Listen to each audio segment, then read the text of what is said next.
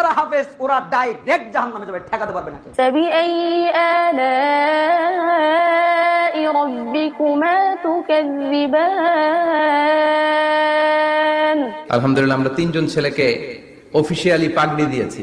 সাথে যে সাক্ষাৎ করেছে সে এবং তার উস্তাদ মাওলানা শেখ নাসির উদ্দিন আল নাসিরি, নেসার আহমদ নাসিরি। হাফেজরা জাহান্নামে যাবে এই কথা বলেন।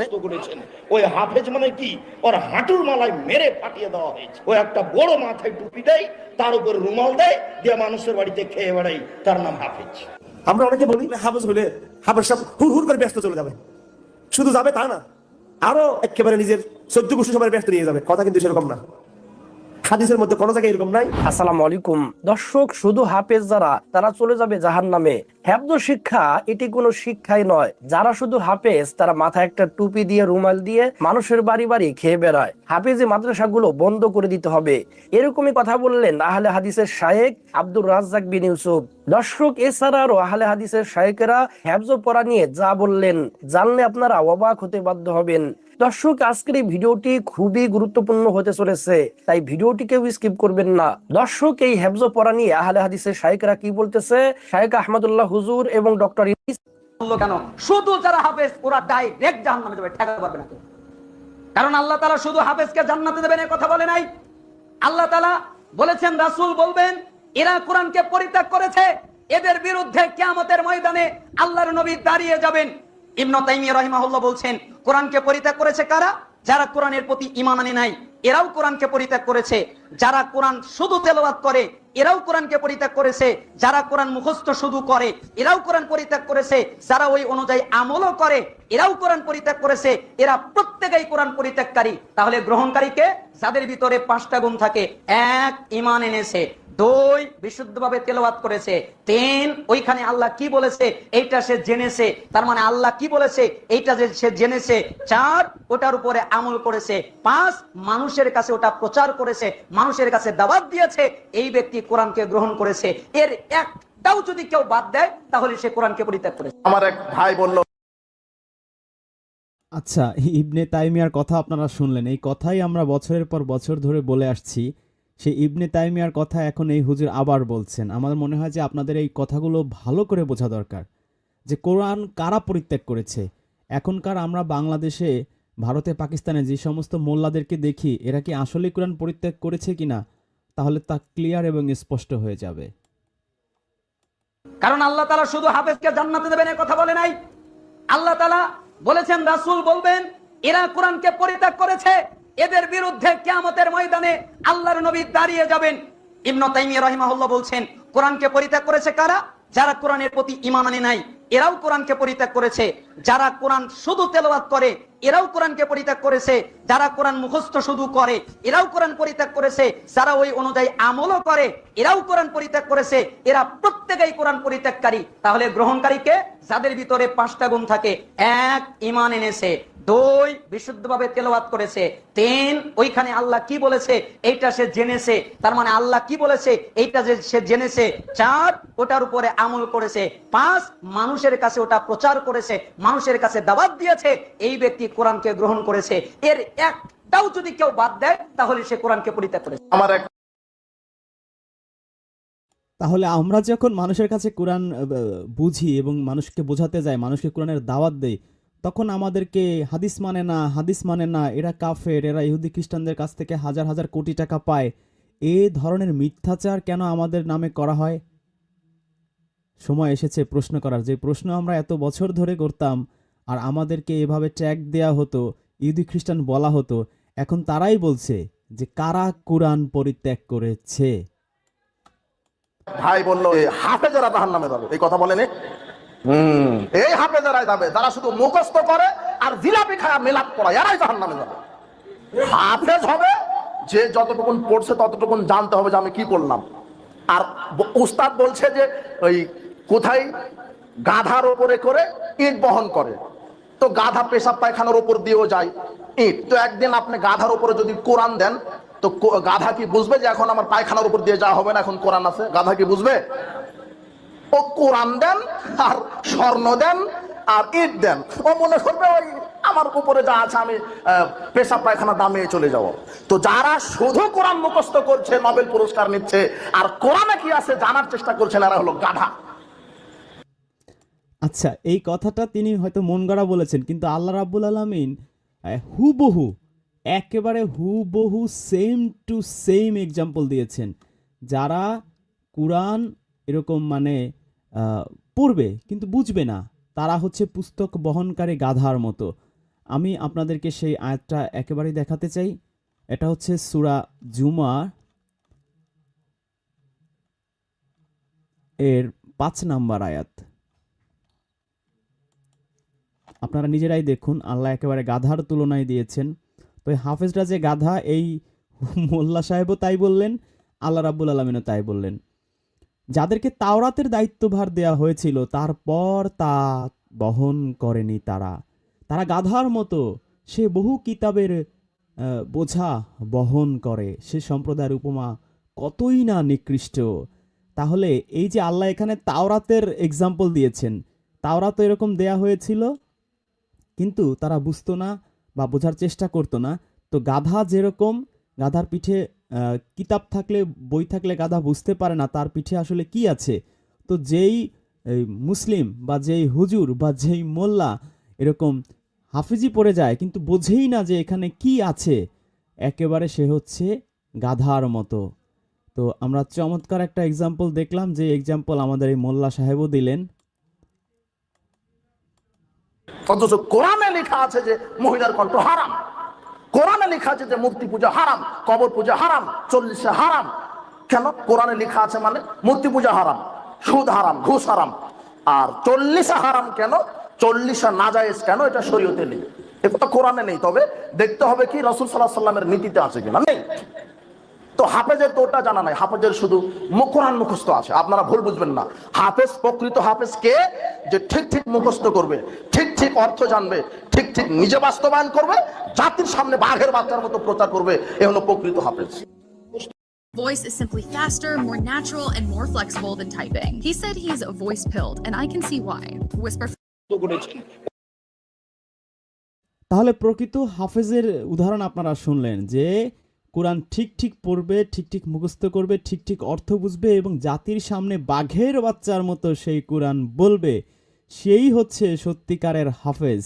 এবার আপনারা বলেন, আমরা যারা অনলি কোরআন ফলো করি, অনলি কোরআন বোঝার চেষ্টা করি এবং জাতির সামনে বাঘের বাচ্চার মতো এই কোরআনই বলি, তারাই হচ্ছে সত্যিকারের কোরআনের হাফেজ। তবে দেখতে হবে কি রাসূল সাল্লাল্লাহু আলাইহি ওয়াসাল্লামের নীতিতে আছে কিনা, নেই। তো হাফেজের তো ওটা জানা নাই, হাফেজের শুধু কোরআন মুখস্থ আছে। আপনারা ভুল বুঝবেন না, হাফেজ, প্রকৃত হাফেজ কে?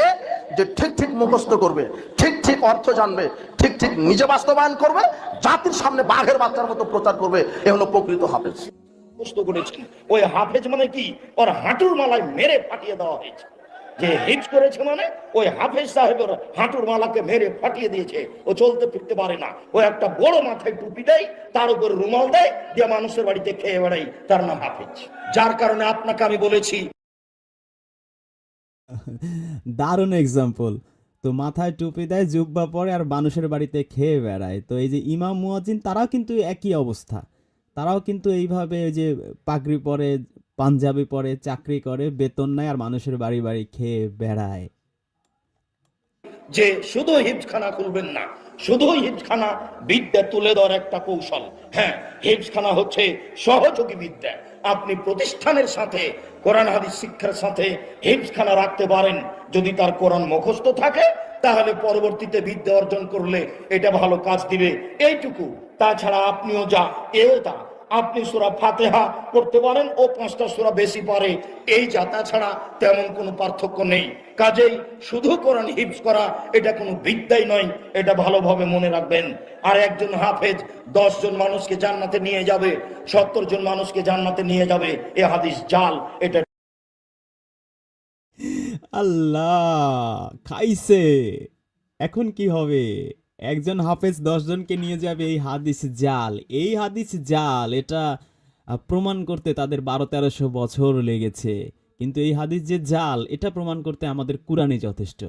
কুরআনের মধ্যেই আল্লাহ বলেছেন, সূরা আনআমের 51 নাম্বার আয়াতে, আমার মনে হয় যে সূরা আনামের 51 নাম্বার আয়াতটা আমাদের একটু সবার দেখা দরকার। সূরা আনামের 51 নাম্বার আয়াতে আল্লাহ রাব্বুল আলামিন বলেছেন, আমি একটু দেখাই আপনাদের সবাইকে স্ক্রিনে। আচ্ছা, এখানে আল্লাহ বলছেন, এই কুরআন দ্বারা তুমি সেই সব লোকদেরকে সতর্ক করবে যাদের মনে এই ভয় আছে যে তাদেরকে তাদের রবের কাছে এ অবস্থায় একত্রিত করা হবে যে তিনি ছাড়া তাদের থাকবে না কোনো অভিভাবক, সাহায্যকারী কিংবা সুপারিশকারী। তো আল্লাহ রাব্বুল আলামিন ছাড়া কোনো সাহায্যকারীও থাকবে না, কোনো সুপারিশকারীও থাকবে না। তাহলে একজন হাফেজ সুপারিশ করে 10 জন 20 জনকে নিয়ে যাবেন, একজন পীর, একজন দরবেশ তিনি সুপারিশ করে নিয়ে যাবেন। আমরা এতদিন বলতাম এগুলো হচ্ছে কোরআনের সাথে সাংঘর্ষিক হাদিস, কিন্তু আজকে এই মোল্লা সাহেব কিন্তু ক্লিয়ারলি বলে দিয়েছেন এগুলো জাল হাদিস, এগুলো বানোয়াট হাদিস। স্বাভাবিক, যেই হাদিসগুলো এরা বলছে আমরা ওই সনদ মতন এত এই ঘিচিংয়ের মধ্যে আমরা যেতে চাই না। আমরা শুধু কোরআন দিয়েই আমরা এতদিন প্রমাণ করেছি যে এই সমস্ত হাদিসগুলো মানুষের তৈরি, মানব রচিত তৈরি, এগুলোর সাথে কোরআনের দূরতম কোনো সম্পর্ক নেই। এবং এই হাদিসগুলো যতই তারা সহি বলে লাফালাফি করুক না কেন, এই হাদিসগুলো হচ্ছে মানুষের তৈরি বানোয়াট। তার প্রমাণ হিসেবে আমরা কোরআনের অজস্র আয়াত দিয়েছি এতদিন, আর এই মোল্লা সাহেব একেবারে স্পষ্টভাবে বলেই দিয়েছেন যে এগুলো জাল হাদিস। তো জাল হাদিস মানে আপনারা জানেন যে বানোয়াট। এটা কোনো বিদ্যাই নয়, এটা ভালোভাবে মনে রাখবেন। আর একজন হাফেজ 10 জন মানুষকে জান্নাতে নিয়ে যাবে, 70 জন মানুষকে জান্নাতে নিয়ে যাবে, এ হাদিস জাল, এটা ঠিক নয়। আর একজন হাফেজ 10 জন মানুষকে জান্নাতে নিয়ে যাবে, 70 জন মানুষকে জান্নাতে নিয়ে যাবে, এ হাদিস জাল, এটা ঠিক নয়। কাজেই শুধু কোরআন হিফজ করা এটা কোনো বিদ্যাই নয়, এটা ভালোভাবে মনে রাখবেন। আর একজন হাফেজ 10 জন মানুষকে জান্নাতে নিয়ে যাবে, 70 জন মানুষকে জান্নাতে নিয়ে যাবে, এ হাদিস জাল, এটা ঠিক নয়। উহুদের যুদ্ধে 70 জন সাহাবা শহীদ হয়েছে। তো নবীজি সাল্লাল্লাহু আলাইহি সাল্লাম শহীদ 2 জনকে এক কাফনের কাপড়ের মধ্যে রাইখা পেঁচায়া কবর দিয়ে দিতেন। সাহাবা 2 জনকে এক কাফনের কাপড়ে পেঁচানোর পর আল্লাহ নবী প্রশ্ন করতেন, আইয়ুহুম আকসারু আখজান লিল কুরআন। আমি যেই 2 জনকে কাফনের কাপড়ের মধ্যে ঢুকাইলাম তাদের মধ্যে কোরআন পারে কে বেশি? সাহাবারা জবাব দিতেন, ফাইদা উশিরা ইলা আহাদিহিমা উযর, ওই ব্যক্তি কোরআন পারে বেশি। আল্লাহর নবী হাফেজে কোরআনকে কবরে রাখার সময় প্রাধান্য দিয়ে সুন্দরভাবে আগে রেখে দিতেন। আপনি চিন্তা করেন, 2 জন শহীদ, আল্লাহ নবী বলছেন এটা আনা শাহীদুন আলা হাউলা, আমি এই শহীদদের সাক্ষী দিব কিয়ামতের ময়দানে। তো নবীজি এই 2 শহীদকে কবর দেওয়ার সময় জিজ্ঞাসা করে হাফেজে কোরআন কোনটা, ওইটারে আগে প্রাধান্য দেন। সে কিন্তু বলার মধ্যে একটা জালিয়াতি করছে। নবী জিজ্ঞেস করছে কোরআন পারে বেশি কে, যারা যারা কোরআন পারে বেশি, কিন্তু এ বলল হাফেজে কোরআন। হাফেজে কোরআন তখন কিভাবে হবে? নবী যে উহুদের যুদ্ধের কথা বলছে তখন কি পুরো সমগ্র কোরআন কি নাজিল হওয়া শেষ হয়েছে? শেষ তো হয়নি। তাহলে ওখানে হাফেজে কোরআন আসার তো প্রশ্নই ওঠে না।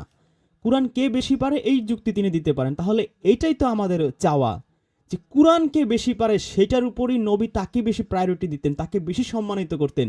বুখারী শরীফের কত লক্ষ হাদিস মানুষ বেশি পারে, তিরমিজি শরীফের কত লক্ষ হাদিস মানুষ বেশি পারে, সেটা কিন্তু নবী জিজ্ঞেস করেন নাই যে কে আমার 100 হাদিস বেশি পারে, কে 1000 হাদিস পারে, কে 5000 হাদিস কার মুখস্থ, তাকে আমি বেশি রেসপেক্ট দেব, এটা কিন্তু নবী করেননি। কোরআন কে বেশি পারে সেটার উপর আল্লাহর রাসূল প্রায়োরিটি দিয়েছেন। তাহলে এই যে মোল্লা সাহেবরা বলেন যে কোরআন পাইকারি কথাবার্তার জায়গা, কোরআন হাতালে কিছুই পাওয়া যাবে না, আহমদুল্লাহ সাহেব বলেছেন, ভাইরাল বক্তব্য আপনারা অনেকেই দেখেছেন। তাহলে এখন হাদিসের মধ্যে কি আসলো যে কোরআনকে বেশি পারে সেইটা নবী জিজ্ঞেস করেছেন, হাদিসকে বেশি পারে সেটা কিন্তু নবী জিজ্ঞেস করেননি। হাফেজে কোরআনের দাম আছে না নাই? কিন্তু উনি এখানে হাফেজে কোরআন ঢুকিয়ে দিয়েছে। ওই উহুদ যুদ্ধে কোরআনের হাফেজ থাকার প্রশ্নই ওঠে না। আর আল্লাহর পরিবার, সাহাবারা প্রশ্ন করলেন, মান হুম ইয়া রাসূলুল্লাহ, আল্লাহর পরিবার আবার কারা? আল্লাহ নবী জবাব দিলেন, আহলুল কোরআন। খাইছে, এ কি বলে ফেললো? আল্লাহর পরিবার কারা? হচ্ছে আহলুল কুরআন। এই যে তোমরা আহলে কোরআন বলতো, এই যে আরিফ বিন হাবিবের তো একটা ভিডিও আমি রিবাটাল দিয়েছিলাম মনে হয় বছর দেড়েক আগে। সেখানে সে সূরা হাসরের 7 নম্বর আয়াত দিয়ে বলেছিল যে আল্লাহর রাসূল হাদিস দিয়েছে, অথচ ওইখানে বলা ছিল বিনা যুদ্ধে প্রাপ্ত সম্পদ দিয়েছে। পুরো আয়াতটা যদি আপনারা পড়েন, কিন্তু সেটাকে সে বিকৃত করে বলেছে যে আল্লাহ রাসূল হাদিস দিয়েছেন সেটাও নিতে হবে। এইমাত্র সে নিজের মুখে হয়তো নিজের অজান্তেই বলে ফেলছে, না আল্লাহ তাকে দিয়ে বলিয়েছে যে আল্লাহ রাসূল বলছেন যে আহলুল কুরআন তারা যাবে। আহলুল কুরআন কারা? আল্লাহর পরিবার কারা? আল্লাহর পরিবার হচ্ছে যারা আহলে কুরআন, যারা এই কুরআন আঁকড়ে ধরে, কুরআন বুঝে বুঝে পড়ে। আপনারা আরেকবার শোনেন, এটা কিন্তু আমার ভিডিও না, অন্যদের ভিডিও আমি চালাচ্ছি, সুতরাং আমি এখানে কিছুই বানাইনি বা কোনো কাটছাটা করিনি। আছে না নাই? আর আল্লাহর পরিবার, সাহাবারা প্রশ্ন করলেন মান হুম ইয়া রাসূলুল্লাহ, আল্লাহর পরিবার আবার কারা? সাহাবারা প্রশ্ন করলেন মানহুম ইয়া রাসূলুল্লাহ, আল্লাহর পরিবার কারা? এবার আল্লাহর পরিবারের কারা তার সংজ্ঞা শোনেন, তার ডেফিনেশন শোনেন। আল্লাহ নবী জবাব দিলেন আহলুল কুরআন হুম আহলুল কুরআন আল্লাহ ওয়া খাসাতুহু, যারা কুরআনওয়ালা তারা আল্লাহর পরিবারভুক্ত। যারা কুরআনওয়ালা তারা আল্লাহর পরিবারভুক্ত, যারা বুখারীওয়ালা, যারা তিরমিজিওয়ালা তারা কিন্তু আল্লাহর পরিবারভুক্ত, এই কথা কিন্তু বলেননি আল্লাহর রাসূল। যারা কুরআনওয়ালা তারা হচ্ছে আল্লাহর পরিবারভুক্ত। এইবার সোনার চান পিতলা ঘুঘু সে নিজেই মানে এটাকে ফুটবলের ভাষায় বলে আত্মঘাতী গোল, আত্মঘাতী গোল কিন্তু সে দিয়ে দিয়েছে। হয়ে যায়, শুধু তাই নয়, তারা আল্লাহর বিশেষ আস্থাভাজন হয়ে যায়। আরে বাবা রে বাবা, যারা আল্লাহর পরিবার কারা? আহলুল কুরআন যারা, তারা, এবং তারা আল্লাহর আস্থাভাজন হয়ে যায়। আহলুল হাদিসরা, শাফি মালিকি হামলিরা, তাবলিগি জামাতিরা কিন্তু আল্লাহর আস্থাভাজন হয় না। কে বলছেন? কে বলছেন? রিজওয়ান মাহমুদ বলছে না, সজল রোশন বলছে না, বলছে কিন্তু এই হাদিস ওয়ালা মোল্লা। মান হুম ইয়া রাসূলুল্লাহ, আল্লাহর পরিবার আবার কারা? আল্লাহ নবী জবাব দিলেন আহলুল কুরআন হুম আহলুল্লাহ ওয়া খাসাতুহু, যারা কুরআনওয়ালা তারা আল্লাহর পরিবারভুক্ত হয়ে যায়, শুধু তাই নয়, তারা আল্লাহর বিশেষ আস্থাভাজন হয়ে যায়। আপনাদের মাঝে যারা বেশি কোরআন পড়বেন আপনারা আল্লাহর পরিবারের সদস্য হয়ে যাবেন। হাই হাই হাই হাই, খাইছে। যারা বেশি কোরআন পড়বেন তারা আল্লাহর পরিবারের সদস্য হয়ে যাবেন, যারা বেশি হাদিস পড়বেন তারা কিন্তু হতে পারবেন না। সেই কথা কিন্তু এই হাদিসের মধ্যে নাই। বেশি কোরআন পড়লে আপনি আল্লাহর পরিবারের সদস্য হতে পারবেন। তো যারা হাদিস মানেন তারাও এই হুজুরের এই হাদিসটা ভালো করে মাথায় ঢুকিয়ে নিন আল্লাহর হস্তে। আচ্ছা, এই হাদিসটা হলো আপনার ইবনে মাজাহ 215 নম্বর হাদিস। আল্লাহ নবী জবাব ইবনে মাজার 215 নম্বর হাদিস। আমার মনে হয় যে আপনাদের সবার এই হাদিসটা মুখস্থ করা উচিত। ইবনে মাজাহ শরীফের 215 নম্বর হাদিস। আল্লাহর পরিবার কারা? দিলেন আহলুল কুরআন হুম আহলুল্লাহ ওয়া খাসাতুহু, যারা কুরআনওয়ালা তারা আল্লাহর পরিবারভুক্ত হয়ে যায়, শুধু তাই নয়, তারা আল্লাহর বিশেষ আস্থাভাজন হয়ে যায়। আপনাদের মাঝে যারা বেশি কোরআন পড়বেন আপনারা আল্লাহর পরিবারের সদস্য হয়ে যাবেন। আচ্ছা, এই হাদিসটা হলো আপনার ইবনে মাজাহ 215 নম্বর হাদিস। এই যেটা বললাম 9 নম্বর মর্যাদা আবু দাউদ শরীফের 4843 নম্বর হাদিস। মনে রাখবেন, 3 ব্যক্তিকে সম্মান করা। বলেন কয় ব্যক্তি? ইন্না মিন ইজলালিল্লাহ ইকরামাজিশ শাইবাতিল মুসলিম ওয়া হামিলিল কুরআন ওয়া ইকরামাজিস সুলতানিল মুকসিত। রাস্তা দিয়ে হাঁটতে কষ্ট হয়, আপনি সম্মান করলেন। বাজারে যাওয়ার সময় ব্যাগটা নিতে কষ্ট হইতেছে, আপনি ব্যাগটা নিলেন।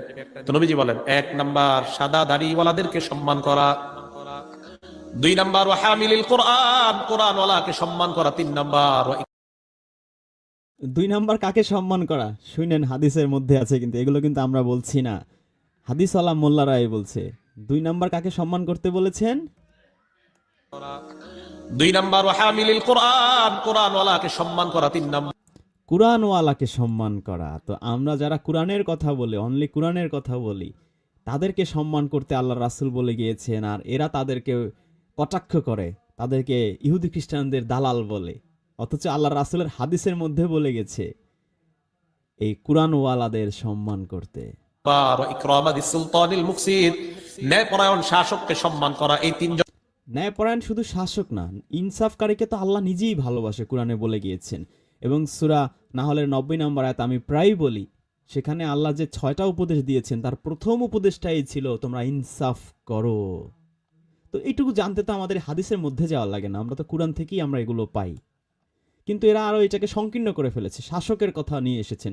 নট অনলি শাসক, every person in the world যে জাস্টিসের পথে থাকবে, প্রত্যেকটা ইনসাফকারীকে আল্লাহ রাব্বুল আলামিন ভালোবাসে। তো আল্লাহ বলেছেন ব্রড সেন্সে, এরা সেটাকে নিয়ে এসেছে মানে ছোট্ট গণ্ডিতে, মানে শাসকের দিকে নিয়ে গেছেন। তো এটা কেন নিয়েছেন তারও কারণ আছে, কারণ ওইখানে শাসকদের আলাদা একটু পাম্পট্টি দেওয়া দরকার, একটু তেল মারা দরকার শাসকদের, কারণ এই যে দরবারি আলেম তো শাসকরাই নিয়োগ দেয়, তো শাসকদের একটু গুণকীর্তন না করলে তো শাসকরা বেতন ভাতা ঠিক মতো দিবে, এই জন্য একটু এই হাদিসটা একটু শাসকদের মধ্যে নিয়ে গেল, ন্যায়পরায়ণ শাসক। অথচ এভরি মুসলিম, এভরি হিউম্যান বিইং যে ইনসাফকারী, আল্লাহ তাকে ভালোবাসে। আল্লাহ কিন্তু কোরআনে কোথাও বলেনি হিন্দু হলে বাসি না, খ্রিস্টান হলে বাসে না, ইনসাফকারী হলেই আল্লাহ তাকে ভালোবাসে। সম্মান করা মানে আল্লাহকে সম্মান করা। তাহলে এই 3 ধরনের মানুষকে সম্মান করা মানে হচ্ছে আল্লাহকে সম্মান করা, এবং এই 3 ধরনের মানুষের মধ্যে সেকেন্ড মানুষটাই হচ্ছেন যারা কুরআনওয়ালা। এবং আরেকটা হাদিস ইবনে মাজাহ শরীফের 215 নম্বর হাদিসে তিনি বলেছেন আহলুল কুরআন, যারা আহলুল কুরআনদের কথা তিনি বলেছেন। সন্তান যদি হাফেজ হইলো আর যদি ধরে রাখতে পারলো, কিতাবে পাওয়া যায় ওই সন্তানকে প্রথম স্বাগত জানাবে 490 কোটি ফেরেশতা। 490 কোটি ফেরেশতা। গাঞ্জা খাওয়া কাহিনী সে বলতেছে। এই কুরআনে আমরা পড়ে যা পাই সেটা হচ্ছে হাসরের মাঠেই স্বাগত জানানো হবে মুত্তাকিদের। মুত্তাকিরা হাসরের মাঠে স্পেশাল গেস্ট, বিশেষ অতিথি হিসেবে উপস্থাপিত হবে। একটা মুত্তাকির 12টা কোয়ালিটি থাকে, 12টা গুণ থাকে, কোরআনের মধ্যে আমরা পাই। তো এর মুত্তাকিদের, সেই কোরআনে বর্ণিত মুত্তাকিদের না খুঁজে, এবং সূরা ফুরকানের 74 আয়াতে আল্লাহ রাব্বুল আলামিন মুত্তাকিদের ইমাম হওয়ার দোয়া পর্যন্ত শিখিয়েছেন, হাফেজ হওয়ার দোয়া শিখাননি। বরঞ্চ আল্লাহ কোরআনে বলেছেন আল্লাহ নিজেই হাফেজ, আমি কোরআন নাজিল করেছি, আমি এটা হেফাজত করব। সূরা হিজরের বিখ্যাত 9 আয়াত আল্লাহ নিজেকে হাফেজ বলছেন।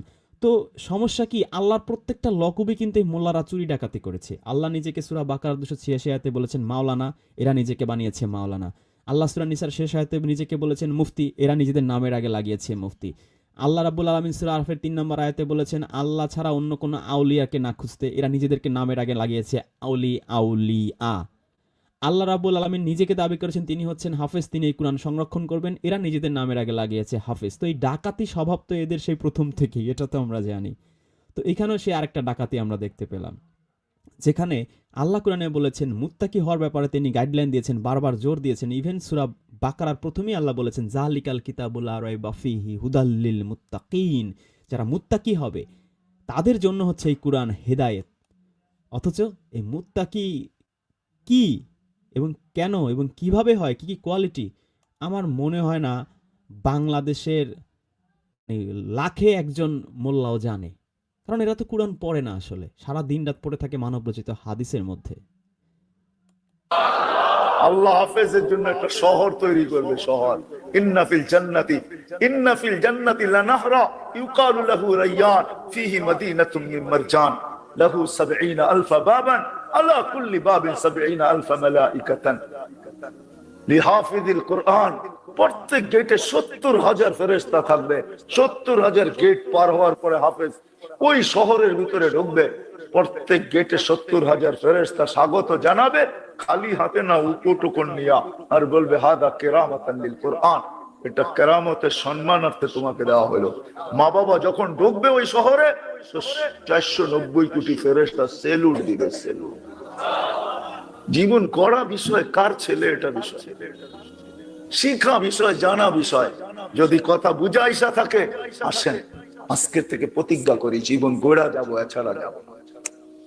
বুখারীর প্রথম হাদিস, প্রথম সবকই নিয়তেই গুটি লাল। বোঝেন আমার কথা, বোঝেন? নিয়তেই গুটি লাল। এই উম্মত নিয়ত করলেই গুটি লাল হয়ে যাবে।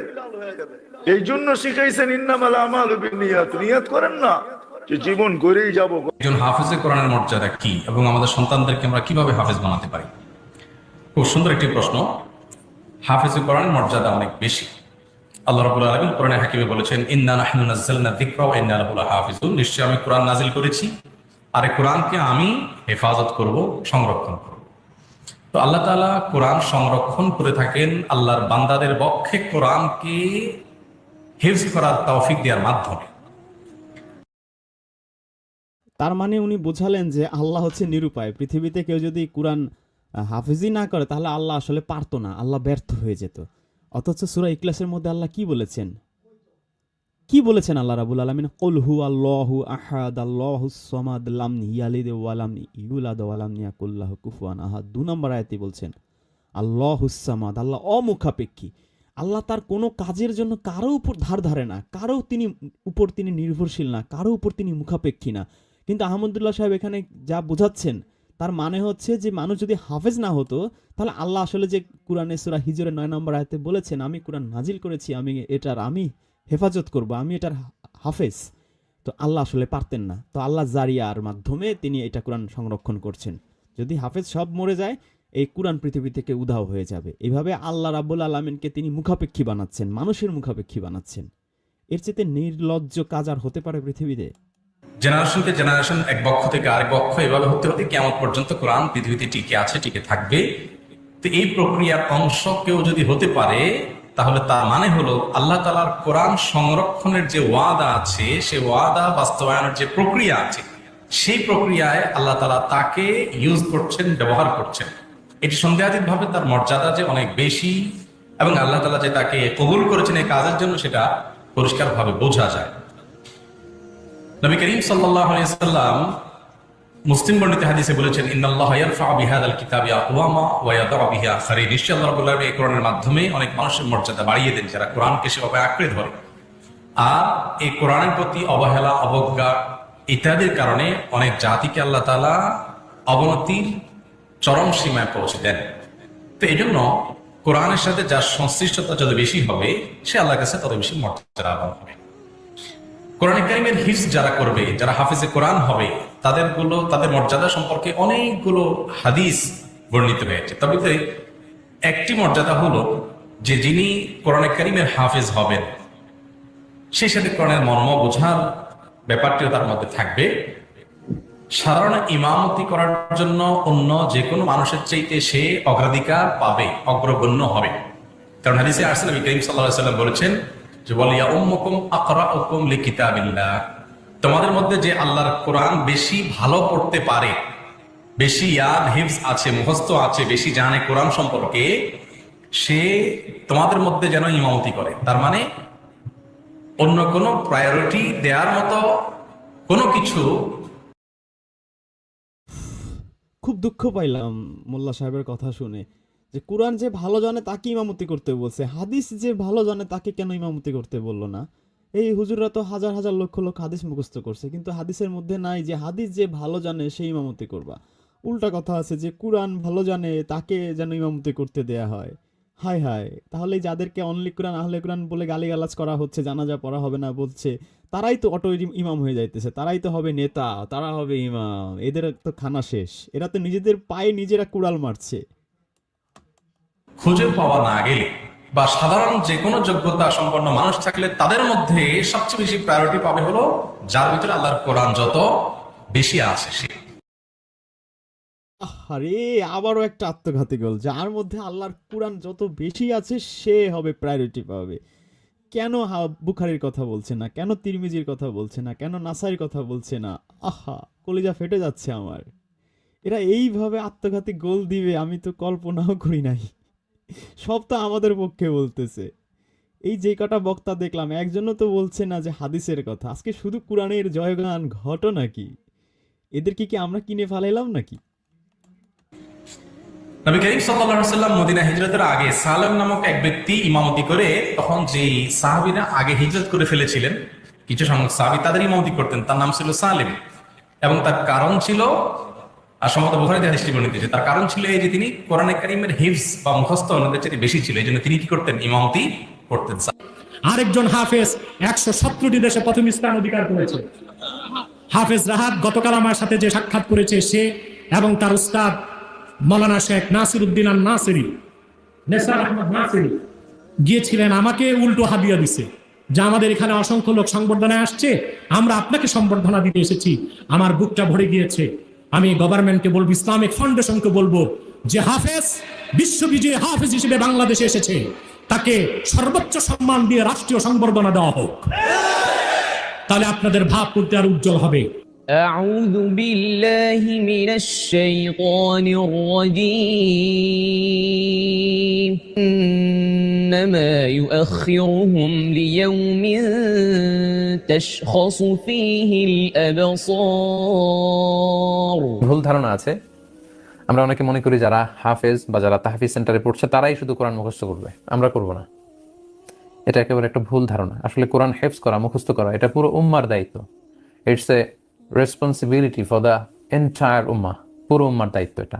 যারা তাহফিজ সেন্টারে পড়ছে ফুল টাইম, হ্যাঁ তারা হয়তো 30 পারা মুখস্থ করছে, আমার অন্তত 10 পারা বা 5 পারা বা 3 পারা করা উচিত, বা সিলেক্টেড সূরা অফ দ্য কোরআন, কোরআনের সিলেক্টেড সূরাগুলো মুখস্থ করা উচিত, অংশ কিংবা বিশেষ কিছু সূরা মুখস্থ করার পরিকল্পনা। আমার আবারও খুব খারাপ লাগছে যে এরা বারবার বলছে কোরআন মুখস্থ করা উচিত, হাদিস মুখস্থ করা উচিত, কেউ বলছে না। অথচ এই মাদ্রাসাগুলোতে আপনারা দেওবন্দে যদি যান, হাটহাজারিতে যান, এরা বুখারীর দারাস করায়, বুখারী শরীফ মুখস্থ প্রথম থেকে শেষ পর্যন্ত করতে থাকে। সেরকম অজস্র ভিডিও ইউটিউবে, ফেসবুকে হয়তো আপনারা দেখেছেন। কিন্তু আজকে প্রোগ্রামের শুরু থেকেই আমরা দেখতে পাচ্ছি যে বারবার এরা কোরআন মুখস্থ করার, কোরআন পড়ার, প্রথমে যে আহলে হাদিসের যেই মোল্লারা ছিলেন তারা বারবার বলছিলেন যে বুঝে বুঝে এটা পড়তে হবে। তো কোরআনের কথাই বলছেন, কেউ ভুলে চুকেও একবারের জন্য হাদিস শব্দটা উচ্চারণই করছেন না। কোরআনের প্রতি এদের এত ভালোবাসা, এত জয়গান, এবং আহলে কোরআন বলছে, আহলুল কোরআন বলছে, এরা আল্লাহর পরিবার হয়ে যাবে। আমার মনে হচ্ছে যে কি পৃথিবী আজকে সূর্য কি পশ্চিম দিক থেকে উঠলো কিনা, এরা সবাই ভাবে উল্টা পাল্টা, মানে আমাদের কথা এরা বলছে কেন? সারা জীবন শুনছি শুধু হাদিস হাদিস হাদিস হাদিস, আজকে এরা পুরো চেঞ্জ। হায় আল্লাহ, যেন আজকে রাত থেকে আমরা করি, থেকেই যেন আমরা আমাদের প্ল্যান প্রোগ্রাম সব সেরে ফেলি। বিশেষ করে আমাদের ছোট্ট সোনামণিদেরকে জুজ আম্মা অর্থাৎ কোরআনের শেষতম পারার যে সূরাগুলো আছে, এই সূরাগুলোর মধ্যে থেকে ছোট্ট ছোট্ট সূরাগুলো কিন্তু আমরা রমাদানে মুখস্থ করাতে পারি। বিশেষ করে 3-4 বছর যে বাচ্চাদের বয়স, বা 5 বছর, যাদের মুখে সবেমাত্র বোল ফুটেছে, এখন একটু একটু করে কথা বলতে পারে, তাদেরকে আমরা সূরাতুল ফিল থেকে শুরু করে সূরা নাস অর্থাৎ আলাম তারা থেকে কুল আউযু বিরাব্বিন নাস, এই 10টি সূরা কিন্তু আমরা হাসির ছলে কথা বলতে বলতে, গল্প করে করে কিন্তু আমরা শিখে ফেলতে পারি। 7-8 বছর 9 বছরে যে সমস্ত বাচ্চারা পা দিয়েছে তাদেরকে আরেকটু বড় সূরা, সূরা জিলজাল, সূরা তিন, সূরা দোহা, আমরা এগুলো মুখস্থ করাতে পারি। যারা আরেকটু বড় আমাদের ছেলে মেয়েদের মধ্যে থেকে, এবং যারা এই ছোট ছোট সূরাগুলো পারে, তাদেরকে কিন্তু আমরা কোরআনের শেষ পারা অর্থাৎ জুজ আম্মা মুখস্থ করার জন্য উৎসাহিত করতে পারি। এবং আমার ছেলে মেয়ে যদি কিছু সূরা মুখস্থ করে, ছেলেমেয়েরা আমাকে সেগুলো শোনাতে পারে, আমি তাদেরকে শোনাতে পারি। তাই সম্মানিত দিনী ভাই এবং বোনেরা, আমি আপনাদের সবাইকে বিনীত অনুরোধ করবো, আসুন পড়বো বা কোরআনের এই বিশেষ অংশগুলো মুখস্থ করবো। যারা কোরআন কারীম হেফজ করেছেন তাদের ব্যাপারে হাদিসে এসেছে তারা হচ্ছে আহলুল্লাহি ওয়া খাসাতুহু, আল্লাহর বিশেষ লোক, তারা আল্লাহর খাস লোক। তাদেরকে বলা হচ্ছে হামিলুল কোরআন, তারা কোরআনকে বহনকারী। এবং সহিহ মুসলিমের একটি হাদিসে এসেছে, সেখানে বলা হচ্ছে আল মাহিরু বিল কোরআন মা সাফারাতিল কিরামিল বারারা, যারা কোরআনকে হেফজ করেছে তারা ওহী সংরক্ষণকারী ফেরেশতাদের সাথে থাকবে। তাদের সম্মান, তাদের মর্যাদাকে বোঝানোর জন্য আল্লাহর হাবিব সাল্লাল্লাহু আলাইহি ওয়াসাল্লাম এমনটি বলেছেন। আমরা অনেকে বলি হাফেজ হলে হাফেজ সাহেব হুর হুর করে ব্যস্ত চলে যাবে, শুধু যাবে তা না, আরো একেবারে নিজের 14 গোষ্ঠী সবাই ব্যস্ত নিয়ে যাবে, কথা কিন্তু সেরকম না। হায় হায় আল্লাহ, খাইছে আজকে। আজকে এদের হয়েছে কি, এরা কি ফ্রুটিকা খাইছে নাকি সব মোল্লা আজকে?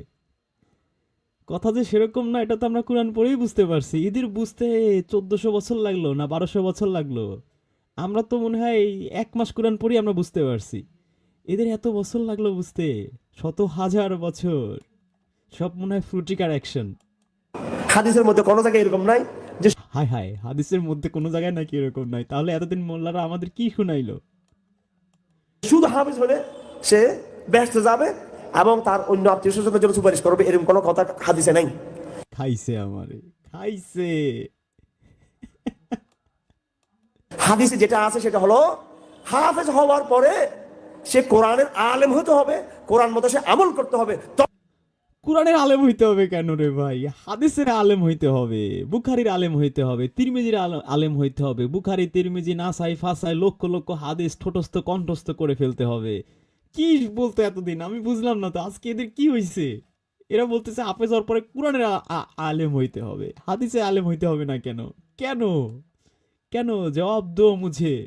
তখন সে নিজেও ব্যস্ত যাবে, 10 জনকে ব্যস্ত নিয়ে যাবে, আবার অন্য ইয়েতে আছে প্রায় 50 জনকে 70 জনকে সে কি করবে, আত্মীয় স্বজনকে সে সুপারিশ করে জান্নাতে নিয়ে যেতে পারবে। হায় হায়, কোরআনের হাফেজ হয়ে কোরআনের আলেম হইতে হবে, কোরআনের হাফেজ হয়ে হাদিসের আলেম হইলে হবে না। তাহলে তো আমরাই নিয়ে যাব সবাইকে জান্নাতে। খাইছে তো। আমাদের তো মনে হয় যে নিজেদেরকে এখন দরবার খুলতে হবে আমরা যারা অনলি কোরআনে বিশ্বাসী। قال رسول الله صلى الله عليه وسلم من قرأ القرآن وتعلمه وعمل بما فيه ألبس والداه تاجا يوم القيامة ضوءه أرفع من ضوء الشمس। যেই ছেলে কোরআন শিখবে নুরানিতে, হ্যাঁ জোহা নাই, মান করা আল কোরআন, কোরআন পাঠ করবে, ওয়া তাআল্লামাহু। আচ্ছা, সে আরবিটা বললো, এরপর বললো যেই ছেলে কোরআন শিখবে নুরানিতে হেফজোখানায়। ও আরবির মধ্যে কি এই শব্দ আছে? নুরানি আছে না হেফজোখানা আছে? এ আরবি বললো কি আর অনুবাদ বলতেছে কি? আপনারা আবার শোনেন বাটপারি কোথায় কোথায় করতেছে। ضوءه أرفع من ضوء الشمس। যেই ছেলে কোরআন শিখবে নুরানিতে, হ্যাঁ জোহা নাই, যেই ছেলে কোরআন শিখবে নুরানিতে হেফজোখানায়। আরবিতে নাকি এই কথা আছে? চিন্তা করছেন বাটপার কারে বলে? মান করা আল কোরআন, কোরআন পাঠ করবে, ওয়া তাআল্লামাহু, কোরআন শিখবে, কোরআন কোরআন পাঠ করবে, কোরআন শিখবে কেন? তুই বলবি কোরআন পাঠ করবে, হাদিস শিখবে, হাদিস পাঠ করবে, হাদিস মুখস্থ করবে। কি বলতেছে আজকে? এদের হইছেটা কি? মাসাইল শিখবে, কোরআনকে জানবে, হ্যাঁ, ওয়া আমিলা বিহি, তারপর সেই মতো আমল করবে, সেই মতো কোরআনকে জানবে, কোরআন অনুযায়ী আমল করবে। কেন হাদিস জানবে না? কেন হাদিস অনুযায়ী আমল করবে না? আমল করবে। যদি সেরকম হয়ে থাকে, উলবিসা ওয়ালিদাহু তাজুন ইয়াউমাল কিয়ামা, কিয়ামতের দিন তার মা বাবা দুজনকে আল্লাহ পাক আলোর মুকুট পরিয়ে দিবেন, হাফেজের আলেমের মা বাবাকে। আবার হুট করে হাফেজ ঢুকায় নিয়ে আসলো কেন? এতক্ষণ কি বললো, এখন আবার কি বলতেছে? হাফেজ ঢুকায় দিছে। যেই মুকুটের আলোর তেজ হবে এর চেয়ে বেশি।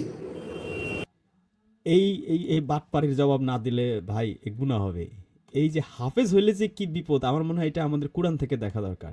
কোরআন যদি কেউ না বুঝে পড়ে তাহলে খবর আছে। আচ্ছা, কোরআন আল্লাহ কেন নাজিল করছে এটা আমাদের আগে জানা দরকার। কোরআন আল্লাহ রাব্বুল আলামিন কেন নাজিল করছে?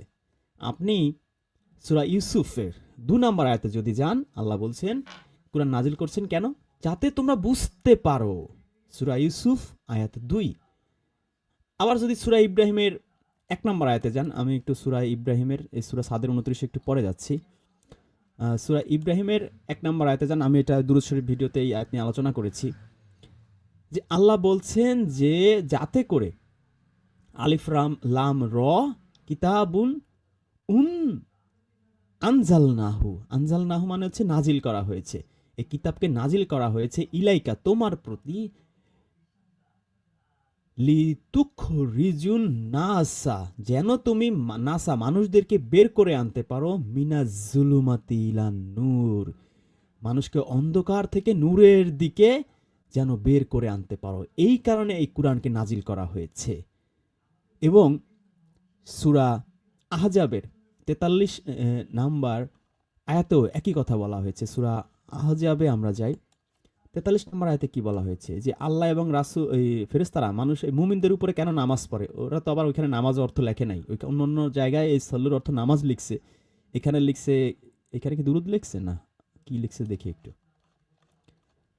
এখানে সাল্লুর অর্থেরা লিখছে রহমত, অনুগ্রহ লিখছে আর কি। বাটপার কোথাকার, এই অনুগ্রহের আরবি হচ্ছে রহমত। যাই হোক, এখানেও আল্লাহ তাই বলছেন যে হুয়াল্লাযী ইউসাল্লি আলাইকুম ওয়া মালাইকাতুহু। তো ফেরেশতারা মানুষের উপর সাল্লু করে এবং আল্লাহ মানুষের উপর সাল্লু করে। তিনি মানে আল্লাহ এবং ফেরেশতারা মানুষের উপর এই সাল্লুটা, কানেক্টিভিটিটা কেন তৈরি করে? লিইউখরিজাকুম মিনাজ জুলুমাতি ইলান নূর। তাহলে আমরা একটু আগে সূরা ইব্রাহিমের 1 নম্বর আয়াতে দেখলাম যে কিতাব নাজিল করা হয়েছে রাসূলের প্রতি কেন? যাতে কিতাবের মাধ্যমে মানুষকে এই জাহিলিয়াতের অন্ধকার থেকে ইলান নূরের দিকে, আলোর দিকে নিয়ে আসতে পারেন। সেই আলোর মাধ্যমে সে জান্নাতে চলে যাবে, সেই আলোর পথে যদি সে চলতে পারে। এখানে আবার আমরা দেখলাম যে মানুষের সাথে ফেরেশতা এবং আল্লাহ কানেক্টেড হয়। কোন মানুষ? যারা মুমিন। আয়াতের লাস্টের দিকে গেলে আপনি পাবেন যে মুমিনিনা আছে। আপনি যদি মুমিন হন, সত্যিকারের মুমিনের 5টা কোয়ালিটি থাকে। সূরা আনফালের 2, 3, 4 আয়াত পড়লে আপনি বুঝবেন যে আল্লাহর আয়াত, আল্লাহর নাম স্মরণ হলে আপনার দেহ মন প্রকম্পিত হবে। আল্লাহর আয়াত যখন আপনি পড়বেন আপনার ঈমান বৃদ্ধি পাবে। তো এই মুমিন যদি আপনি হন, খাঁটি মুমিন হন, আল্লাহ এবং ফেরেশতা আপনার সাথে কানেক্টেড হবে। কেন? ওই যে সেই একটু আগে সূরা ইব্রাহিমের 1 আয়াতে পড়লাম, এই কিতাবের মাধ্যমে আপনাকে জাহিলিয়াতের অন্ধকার থেকে আলোর দিকে নিয়ে আসবে। তাহলে এখন কিতাবের মাধ্যমে নিবে। এখন আপনি কিতাব যদি না পড়েন, না বোঝেন, আপনাকে কেমনে নেবে? এই ঘাড় ধাক্কা দিয়ে কি আপনাকে নেওয়া সম্ভব নাকি? এই জন্য আপনাকে একটা কাজ দিয়েছেন আল্লাহ। কাজটা হচ্ছে 38 নম্বর সূরা সাদের 29 আয়াত। আল্লাহ বলছেন, কিতাবুন আনজালনাহু ইলাইকা মুবারাকুল লিয়াদাব্বারু আয়াতিহি। আমি তোমার প্রতি এখানেও দেখতেছেন কিতাবুন আনজালনাহু, ইব্রাহিমের 1 নম্বর আয়াতটা এরকম ভাবে স্টার্ট হয়েছে যে এই কিতাব নাজিল করা হয়েছে। কেন নাজিল করা হয়েছে?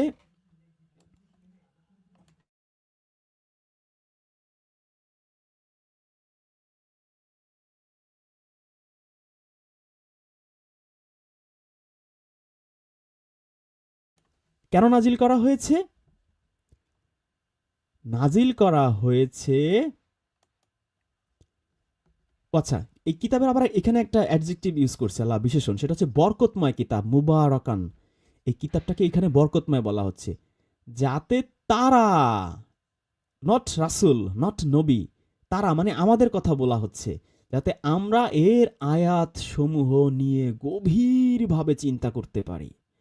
তাহলে এই আয়াতগুলো নিয়ে যদি আপনি গভীরভাবে চিন্তা করতে পারেন, তাহলেই যদি আপনি ইন্টেলিজেন্ট হন, আপনি বুদ্ধিমান হন, এই কোরআনের আয়াতের মধ্য থেকে যে উপদেশগুলো আল্লাহ দিয়েছেন, সব আয়াতে তার উপদেশ নাই, অনেক আয়াতই আছে আমাদের জন্য উপদেশ, অনেক আয়াত আছে সতর্কতা।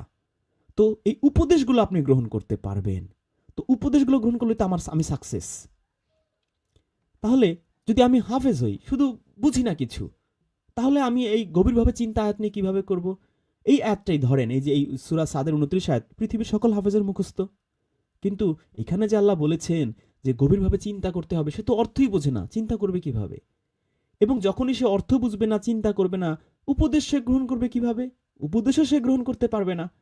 সুতরাং আমরা বুঝলাম যে আল্লাহ রাব্বুল আলামিন সূরা ইউসুফের 2 আয়াতে বলেছে এই কোরআনটা দিয়েছে যাতে আমরা বুঝতে পারি।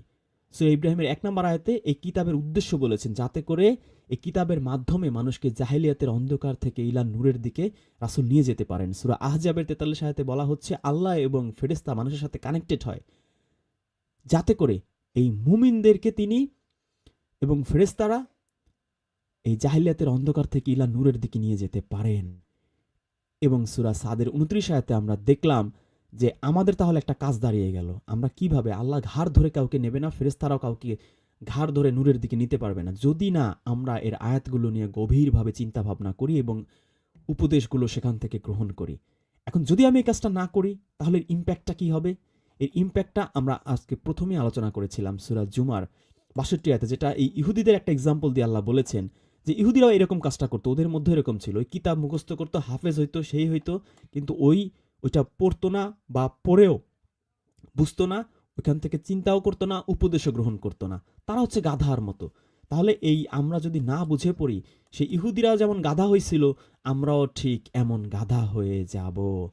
এবং যদি আমরা চিন্তা ভাবনা না করি, আমাদের আরেকটা ইম্প্যাক্ট হবে, সেটা হচ্ছে সূরা মুহাম্মাদের 24 নাম্বার আয়াতে। এখানে আল্লাহ কি বলছেন? এখানে আল্লাহ রাব্বুল আলামিন বলছেন যে তবে কি তারা কোরআন নিয়ে গভীর চিন্তা ভাবনা করে না? সূরা সাদে আপনারা দেখলেন আল্লাহ চিন্তা ভাবনা করার কথাই বলছেন।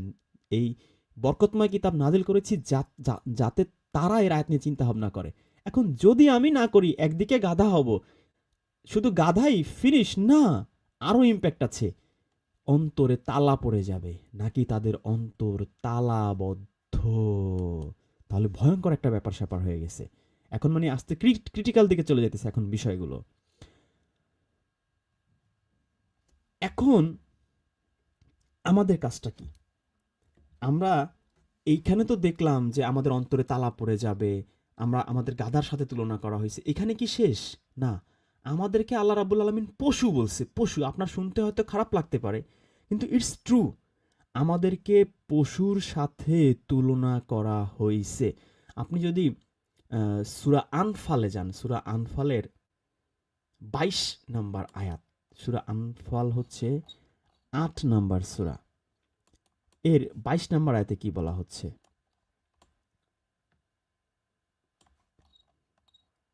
নিশ্চয়ই আল্লাহর নিকট নিকৃষ্টতম প্রাণী হচ্ছে তারা যারা বধির, বোবা, যারা বোঝে না। তকিউসমানি অনুবাদ লিখছেন যারা বুদ্ধি কাজে লাগায় না, তো এটা নিকৃষ্ট জীব। আপনার হাত পা সবই আছে, কিন্তু আল্লাহ আপনাকে বলছেন আপনি নিকৃষ্ট জীব। কারণ আপনি বুঝেন না, বুদ্ধি কাজে লাগান না। বোঝার আপনি ওই যে সেই আয়াতটায় আমি যাচ্ছি, সেটা হচ্ছে সূরা আরাফের 179 আয়াত। এই আপনার মতো কোয়ালিটির মানুষটা, এই যে আমরা বলি না আল্লাহ কারে জান্নাতে, আল্লাহ সব ফিক্সড করা, একে জান্নাতে নেবে, একে জাহান্নামে নেবে, এই নাস্তিকরা বলে থাকে যে আল্লাহ তো ফিক্সডই করে ফেলছে। তো কারা এই ফিক্সড লোক আপনি বুঝবেন কিভাবে? এই ফিক্সড আল্লাহর অপরাধ না, আপনার এই সমস্ত আপনার ব্রেন কাজে না লাগানোর কারণে, আপনি এই যে আল্লাহর আয়াত নিয়ে চিন্তা ভাবনা না করার কারণে আপনি সেই ক্যাটাগরিতে পড়ে গেছেন। এটা আপনার অপরাধ। এটা আল্লাহ রাব্বুল আলামিন অতীত বর্তমান ভবিষ্যৎ সব জানে দেখে আপনাকে অগ্রিম জানিয়ে দিয়েছে। এখন আপনার চিন্তা করা দরকার যে এই কোয়ালিটি আমার মধ্যে আছে কিনা। যদি কোয়ালিটি থাকে, আজই শপথ নেন এই কোয়ালিটি থেকে আপনি বের হয়ে আসেন, না হলে আপনার কপালে এইটাই ঘটবে। 179 আয়াতে আল্লাহ বলছেন যে অবশ্যই আমি সৃষ্টি করেছি জাহান্নামের জন্য বহু জিন ও মানুষকে। তো তারা কারা? আল্লাহ নিজেই বলে দিচ্ছেন, তাদের অন্তর আছে কিন্তু তা দ্বারা তারা বোঝে না। ওই যে সূরা সাদের 29 আয়াতে আল্লাহ বলে দিয়েছে যে এই কুরআন আমি নাজিল করেছি যাতে তারা এই আয়াত নিয়ে চিন্তা ভাবনা করে। সূরা মুহাম্মদের 24 আয়াতে বলে দিয়েছে যাতে যদি চিন্তা ভাবনা না করো অন্তর তালা পড়ে যাবে।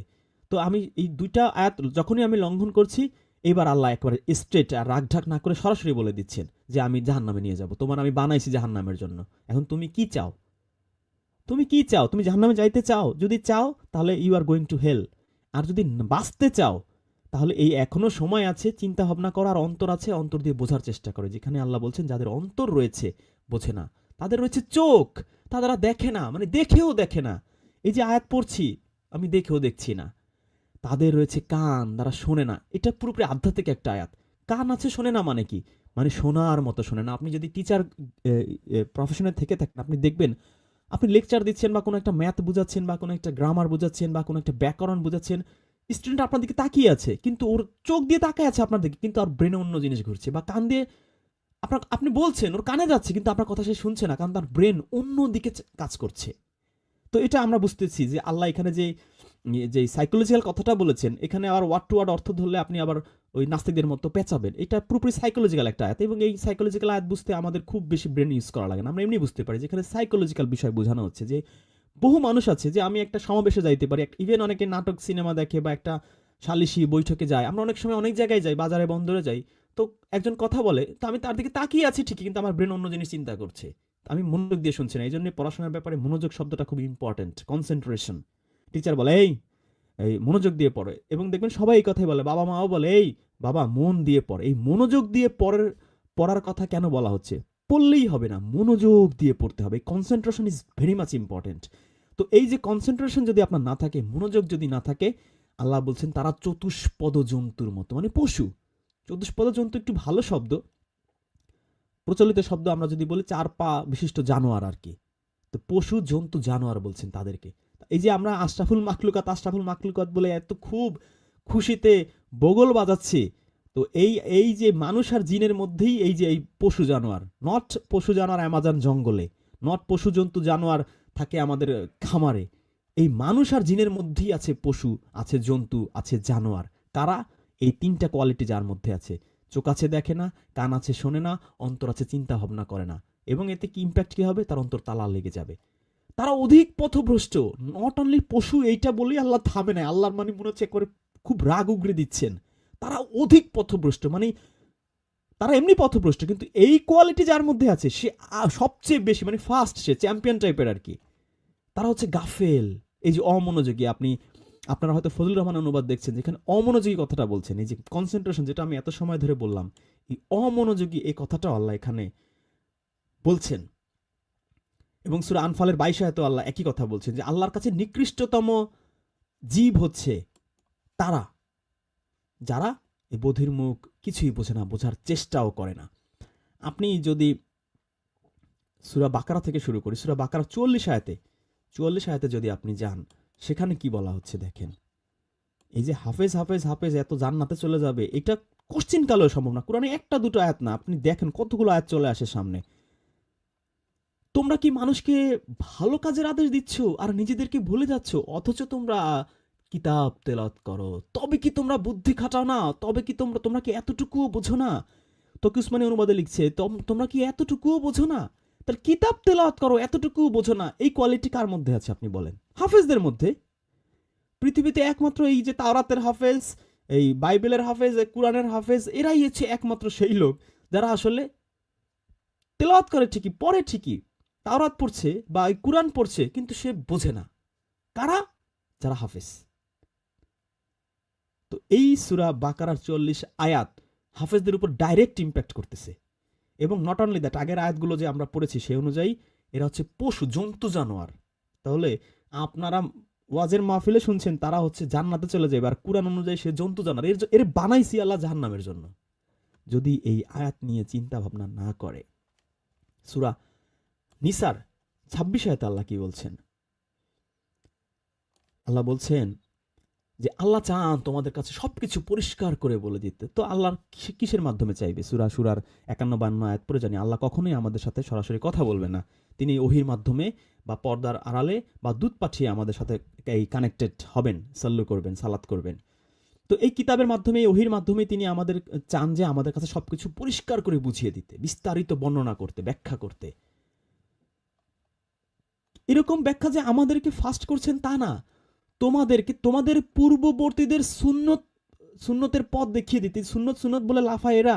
এখানে ওই যে পূর্ববর্তীদের ওই যে যারা রীতিনীতি আদর্শ, ওইটাকেও আল্লাহ এখানে সুন্নত বলছেন। এখানে সুনানা শব্দটা আছে, আপনি ক্লিক করে আপনাদের দেখা, এই যে রুট ওয়ার্ড হচ্ছে সুন্নাত। এই যে আপনি যদি নিচে যান দেখবেন এই সুন্নত শব্দ চলে আসে। এই যে হাজাবের দিকে যাই, দেখেন ওখানে এই যে সুন্নাত আল্লাহ, সেম রুট ওয়ার্ড, মানে যে আল্লাহর সুন্নত। আমি সুন্নত নিয়ে এর আগে কয়েকদিন বলেছিলাম, এই সুন্নত রুট ওয়ার্ডই এটা, এই সুনানা। যে আমাদের আগে যারা ছিল, এই যে নবীর সুন্নত বলে লাফায় মানুষ, মোল্লারা, সূরা নিসার 26 আয়াতে যে যারা নবীর আগে যারা ছিল তাদেরও যে সুন্নত ছিল, এটা কি তারা বলে? যাই হোক, আল্লাহ এখানে বলছেন যে আল্লাহ চান এই কিতাবের মাধ্যমে আমাদের সবকিছু সুন্দর করে পরিষ্কার করে বুঝিয়ে দিতে। আর এই নবীর আগে যারা ছিল, তাদের যে পূর্ববর্তী যে যারা ছিল, তাদের যে সুন্নত, সেগুলো আমাদের দেখাতে চান। যেই সুন্নতের পথে, যেই নীতির পথে চলে তারা জান্নাতের দিকে এগিয়ে গিয়েছে, সেই পথটা দেখাতে চান। তো বিস্তারিত সুন্দরভাবে বুঝিয়ে দিতে আল্লাহ চাচ্ছেন। এখন আমি বুঝবো না, আমি শুধু হাফেজ হব, আমি 10 জন 50 জনকে নিয়ে যাব জান্নাতে, এটা কি হাস্যকর না? আর কি চান? তোমাদের তওবা কবুল করতে। তো আল্লাহ তো ওয়েট করছে, চাচ্ছে। এখন আমি যদি আল্লাহ বোঝাতে চাচ্ছে আমি বুঝবো না, তো আমি তো পশু, আমি পশু হয়ে যাব।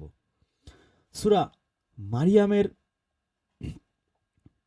97 নম্বর আয়াতে যদি আপনি যান, সেখানে আল্লাহ কি বলছেন? সূরা মারিয়াম কোথায়? 97 নম্বর আয়াত। এখানে আল্লাহ বলছেন, আমি তো এই কোরআনকে তোমার ভাষায় সহজ করে দিয়েছি। কেন? যাতে তুমি এর দ্বারা মুত্তাকিদের সুসংবাদ দিতে পারো। এখানে মুত্তাকি শব্দটাই আছে, যেই আজকে প্রথমে বললাম, আমি মুত্তাকিদের কথা। সুসংবাদ দিতে পারো এবং ঝগড়াটে লোকদেরকে সতর্ক করতে পারো। তো সহজ করে দিয়েছেন যাতে তুমি সহজ করে তাদের সতর্ক করে দিতে পারো। তাহলে এই যে সহজ করে দিয়েছেন, এই যে ইয়াসসার নাহু, আল্লাহ সহজ করে দিয়েছেন। এবং আজকে আমি ইউটিউবে একটা পোস্ট দিয়েছি, ওই যে আমাদের মৌসুমী আপু একটা লিখে দিয়েছেন পোস্টার, যে সূরা কমারের 4 আয়াতে আল্লাহ বলেছেন উপদেশ গ্রহণের জন্য আমি এই কোরআনকে সহজ করে দিয়েছি। তো এই কোরআনকে আল্লাহ সহজ করে দিয়েছেন, কিন্তু মোল্লারা এটাকে কঠিন বানিয়ে ফেলেছে বা আমাদের ভয় দেখায়। বুঝতে পারবা না, 30 লক্ষ হাদিস আগে পড়তে হবে, তাইলে এই 114টা সূরা বুঝতে পারবা না, এলে বুঝতে পারবা না। 30 লক্ষ হাদিস কি 30,000 বছরে কি মানুষের পড়া সম্ভব নাকি? তো এইটা আল্লাহ যেখানে বলছেন সহজ করে দিয়েছে উপদেশ গ্রহণের জন্য, আমার উপদেশ দরকার। আমার তো এটার ওই যে গ্রামার, প্রকৃতি, প্রত্যয়, সন্ধি বিচ্ছেদ, লসাগু গসাগু, এত কিছু দরকার নাই তো আমার। কারক সমাস বিভক্তি দিয়ে আমি কি করবো রে ভাই? আমার উপদেশ, আল্লাহর উপদেশ সহজ সরল। এই যে সূরা নাহলের দেখেন 6টা উপদেশ দিছে। এই উপদেশ বুঝতে কি আমার এই যে গ্রামার, ব্যাকরণ এত কিছু বুঝতে হয় নাকি? এই উপদেশ বুঝতে কি আমার 30 লক্ষ হাদিস পড়তে হয় নাকি? উপদেশটা দেখেন, নিশ্চয়ই আল্লাহ ইনসাফ, সুন্দর আচরণ ও নিকট আত্মীয়দের দান করার আদেশ দেন এবং তিনি অশ্লীলতা, মন্দ কাজ ও সীমা লঙ্ঘন থেকে নিষেধ করেন। তিনি তোমাদেরকে উপদেশ দেন যাতে তোমরা উপদেশ গ্রহণ করো। এই যে 6টা উপদেশ আল্লাহ দিলেন, বলেন তো এইটা বুঝতে কি আপনার প্রকৃতি প্রত্যয় লাগবে, কারক সমাস বিভক্তি লাগবে, noun pronoun adjective verb consumption interjection পড়া লাগবে, অ্যাক্টিভ ভয়েস প্যাসিভ ভয়েস পড়া লাগবে, ন্যারেশন পড়া লাগবে? বলেন। উপদেশ গ্রহণের জন্য আল্লাহ সহজ করে দিয়েছে। ইনসাফ, আল্লাহ আমাদের আদেশ দিয়েছেন ইনসাফ বুঝি না কে? সুন্দর আচরণ বুঝি না কে? নিকটাত্মীয়কে দান করার আদেশ দিচ্ছেন, এই কথাটা বুঝি নাই এমন কেউ আছি আমরা? অশ্লীলতা থেকে আল্লাহ নিষেধ করছেন, এটা কি বুঝি নাই আমরা এমন কেউ আছি? খারাপ বা মন্দ কাজ থেকে আল্লাহ নিষেধ করছেন। জুলুম বা সীমা লঙ্ঘন থেকে আল্লাহ নিষেধ করছেন? না বোঝার কিছু নাই, উপদেশ গ্রহণের জন্য সহজ। এখন যদি আমি বলি না আমার এতে হবে না, এই আয়াত কবে নাজিল হয়েছে, কার উপর নাজিল হয়েছে, কোন সাহাবীরা কেমনে বলছে, এগুলো হচ্ছে পাগলামি, সোজা বাংলায় একে পাগলামি বলা হয়। আমার সেগুলোর জানা লাগবে, তো সেগুলো তো আপনাকে আল্লাহ জানতে বলে নাই। এই সহজ কথা যদি সহজে না বোঝেন, তো আপনার আপনার মাথায় তো আসলে কি বলবো, মানে ওই তালা মেরে গেছেন। এতদিন না পড়তে কুরআন অন্ত তালা মারা হয়ে গেছে। এরপর যদি আপনি যান সূরা নূরের 61 নম্বর আয়াতে, 24 নম্বর সূরা, এবং সূরা দুখানেও একই কথা, সূরা দুখানের 58 নম্বর আয়াতেও একই কথা বলা আছে, অনেক বড়, যে এভাবেই আল্লাহ তোমাদের জন্য তার বিধানগুলো বিস্তারিত ব্যাখ্যা সহকারে, আমি লাস্টের দিকে যাচ্ছি আর কি, এই যে এভাবেই আল্লাহ তোমাদের জন্য তার বিধানসমূহ বিস্তারিতভাবে ব্যাখ্যা সহকারে বর্ণনা করেন, যাতে তোমরা বুঝতে পারো, সুন্দর করে দেখেন এখানে অন্ধ, ল্যাংড়া ও রোগীর জন্য কোনো বাধা নেই, তোমাদের নিজেদের জন্য, নিজেদের ঘরে কিংবা তোমাদের বাবা মা, ভাই বোন, চাচা ফুফু, মামা মা বা খালাদের ঘরে, অথবা তোমাদের কাছে চাবি আছে এমন ঘরে, কিংবা কোনো বন্ধুর ঘরে আহার করায় কোনো বাধা নেই। কত চমৎকার দেখেন, ভেঙে আল্লাহ একেবারে বানান করে মনে হচ্ছে যে বুঝাই দিতেছে আমাদের। এবং আয়াতের শেষেই বলছেন যে এভাবেই আল্লাহ তোমাদের জন্য তার বিধানসমূহ বিস্তারিতভাবে ব্যাখ্যা করে বর্ণনা করেন, সুস্পষ্টভাবে বর্ণনা করেন। তাইসুল কুরআন লিখেছে বিশদভাবে বর্ণনা করেন। কেন? যাতে শুধু আমরা হাফেজ হই না, যাতে তোমরা বুঝতে পারো। আমি বুঝতে না পারলে আমি এটার উপর আমল করবোটা কিভাবে? এই জন্য যেন বুঝতে পারি, এত সহজ করে ভেঙে আল্লাহ তার এই আয়াতসমূহ তার এই কিতাবে বলে দিয়েছেন। আমরা এরপর যদি যাই যে সূরা বাকারার 171 আয়াতে, সেখানে আল্লাহ কি বলছেন যে কাফেরদের উপমা এমন, যেমন কেউ চিৎকার, শব্দ বা সুর ছাড়ার কিছুই বোঝে না, তারা মুখ বধির, অন্ধ, সুতরাং তারা বুঝবে না। তো এই যে বুঝবে না, এই ঘাউরামি, এই তেরামি থাকে কাফেরদের মধ্যে, বুঝবই না। কুরআনে যা আছে থাকুক। ওই নবী খারাপ ছিল, নবী 53 বছর বয়সে 6 বছর শিশু বিয়ে করছে, তোমার নবী বনু কুরাইজার 900 বাচ্চা মানুষ মেরে ফেলছে, একজন দুজন অপরাধ করছে, অথচ 900 জনকে মেরে তাদের স্ত্রীদের, তাদের বোনদের, তাদের মাদেরকে দাসী বানিয়ে, যৌন দাসী বানিয়েছে। অনেক জঘন্য নবী। এই নবীর এইগুলো আমরা পড়বো না। তো আপনি যদি একই কথা বলেন যে আমি পড়বো না, কোরআন বুঝবো না, বুঝতে 40 লক্ষ হাদিস লাগবে, অত গ্রামার ব্যাকরণ জানা লাগবে, মোল্লা ছাড়া বোঝা সম্ভব না, পড়বো না, আমি শুধু আরবি পড়বো, বুঝার চেষ্টাই করবো না আমি। ভাই আপনি পশু, আপনার সাথে কাফেরের সাথে কোনো ডিফারেন্স নাই। এরপরে সূরা আম্বিয়াতে যদি যান আপনি, সূরা আম্বিয়ার 10 আয়াতে আল্লাহ বলছেন আমি তোমাদের প্রতি কিতাব নাজিল করেছি। আমি আম্বিয়াতে একটু যাই, সূরা আম্বিয়া 10 নম্বর আয়াত। এখানে আল্লাহ কি বলছেন? নিশ্চয়ই আমি তোমাদের প্রতি এক কিতাব নাজিল করেছি। দেখেন আল্লাহ নাজিল করেছে কয়টা কিতাব? একটা। আর আমরা মোল্লারা বানিয়েছে, সুন্নিরা বানিয়েছে 35-40টা, শিয়ারাও পাল্লা দিয়ে বানাইছে 35-40টা। বুখারী, তিরমিজি, ওদের আছে নাহাজুল বালাগা, উসুলুল কাফি, হ্যাং ত্যাং, কিতাবের অভাব নাই। কিন্তু আল্লাহ নাজিল করছে একটা কিতাব। নিশ্চয়ই আমি তোমাদের প্রতি একটা কিতাব নাজিল করেছি। কেন? এবং এটার মধ্যে কি আছে? যাতে তোমাদের জন্য উপদেশ রয়েছে। এটার মধ্যে রয়েছে উপদেশ। এরপর আল্লাহ খুব আফসোসের সুরে বলছেন তবুও কি তোমরা বুঝবে না? তো আসলে খুব আমার এই ধরনের আয়াত পড়লে আমার নিজের কাছে অনেক মন খারাপ লাগে। কত করুণ একটা কথা। দেখেন আল্লাহ মহাবিশ্বের মহা শক্তিশালী বাদশাহ, আমি তার কাছে কিছুই না, একটা বালুর কণা। তারপর আমাদের কত দরদ দিয়ে বলতেছেন তবুও তোমরা বুঝবা না। একটা মাত্র কিতাব, আমি তো লক্ষ লক্ষ হাদিসের কিতাব দিতে পারতাম, একটা মাত্র কিতাব দিছি, তাও বুঝবা না। এর মধ্যে উপদেশ আছে, উপদেশগুলো শোন বান্দা, শুনলেই তোরে জান্নাত দিয়ে দেব। কিন্তু আমাদের কোনো নাই, গরজ নাই, আগ্রহ নাই, ইন্টারেস্ট নাই। সূরা ইউনূসে যদি যান 100 নাম্বার আয়াত, ওইখানে একই ধরনের কথা, যে যারা বুঝতে চেষ্টা করে না আল্লাহ তাদের উপর বিষ্ঠা নিক্ষেপ করেন। সূরা বাকারা 78 আয়াত তো আমাদের অনেকেরই জানা আছে, যে আল্লাহ বলছেন যে তাদের মধ্যে এমন আহম্মক লোক আছে যাদের মিথ্যা আশা ছাড়া কিতাব সম্পর্কে কোনো জ্ঞানই নাই, তারা শুধু অলীক ধারণায় বিশ্বাসী। 121 নম্বরেও আল্লাহ প্রায় একই ধরনের কথা বলছেন, যাদেরকে কিতাব দিয়েছি তাদের যারা যথাযথভাবে তা তেলাওয়াত করে তারাই এতে বিশ্বাস করে, আর যারা তা প্রত্যাখ্যান করে তারা ক্ষতিগ্রস্ত। তো আমার মনে হয় আপনারা সারা রাত বললেও শেষ হবে না। যথেষ্ট পরিমাণ এভিডেন্স আপনারা দেখেছেন যে আসলে আল্লাহর কিতাব যদি আমরা বুঝে না পড়ি, আমাদের মতো পশু, জন্তু, জানোয়ার এবং অধিক পথভ্রষ্ট নিকৃষ্টতম প্রাণী আমরা, কিসের ঘোড়ার ডিমে আশরাফুল মাখলুকাত, আমাদের মতো নিকৃষ্ট পশু পৃথিবীতে হইতে পারে না। এবং এই কিতাবটা নাজিলি করা হয়েছে যাতে আমরা এর আয়াতগুলো নিয়ে গভীর চিন্তা ভাবনা করতে পারি, উপদেশগুলো গ্রহণ করতে পারি। এবং উপদেশ গ্রহণের জন্য আল্লাহ রাব্বুল আলামিন এই কোরআনকে সহজ করে দিয়েছেন। তবু কি আমরা বুঝবো না? যদি না বুঝি, আমার কপাল আমি পড়বো, আপনার কপাল আর আপনি পড়বেন, আল্লাহর কিছুই যাবে আসবে না। সূর্যের আলো চেয়ে বেশি রাসূলুল্লাহ সাল্লাল্লাহু আলাইহি ওয়াসাল্লাম বলেন, যদি মা বাবার যদি এমন ফজিলত হয়, হাফেজ মা বাবার, আলেম মা বাবার ফজিলত যদি এত বেশি হয়ে থাকে, তাহলে যে স্বয়ং নিজে হাফেজ আলেম হলো তার ফজিলত কত বেশি হবে। কি বুঝলেন? মা বাবার এটা কোনো কথা? মানে ছেলে সওয়াব করলে মা বাবা পায় নাকি? ছেলে পাপ করলে মা বাবা পাবে? কারো বোঝা কেউ বহন করবে না।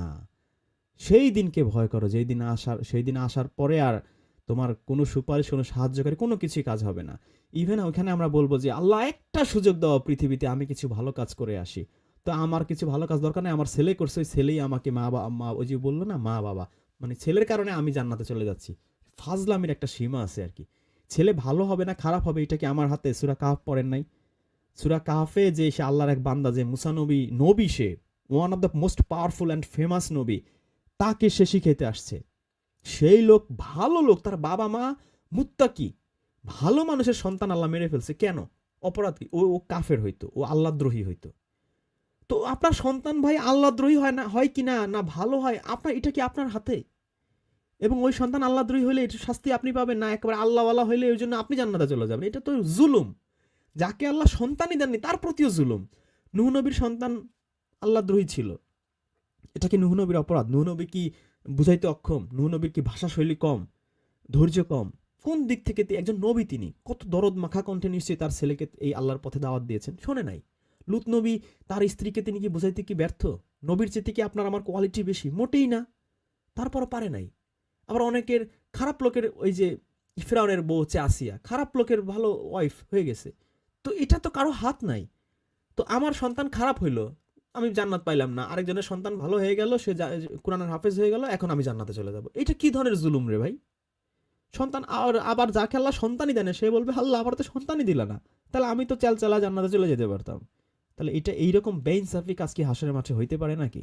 এই মোল্লা কি বলতেছে সে নিজেও বোঝে না।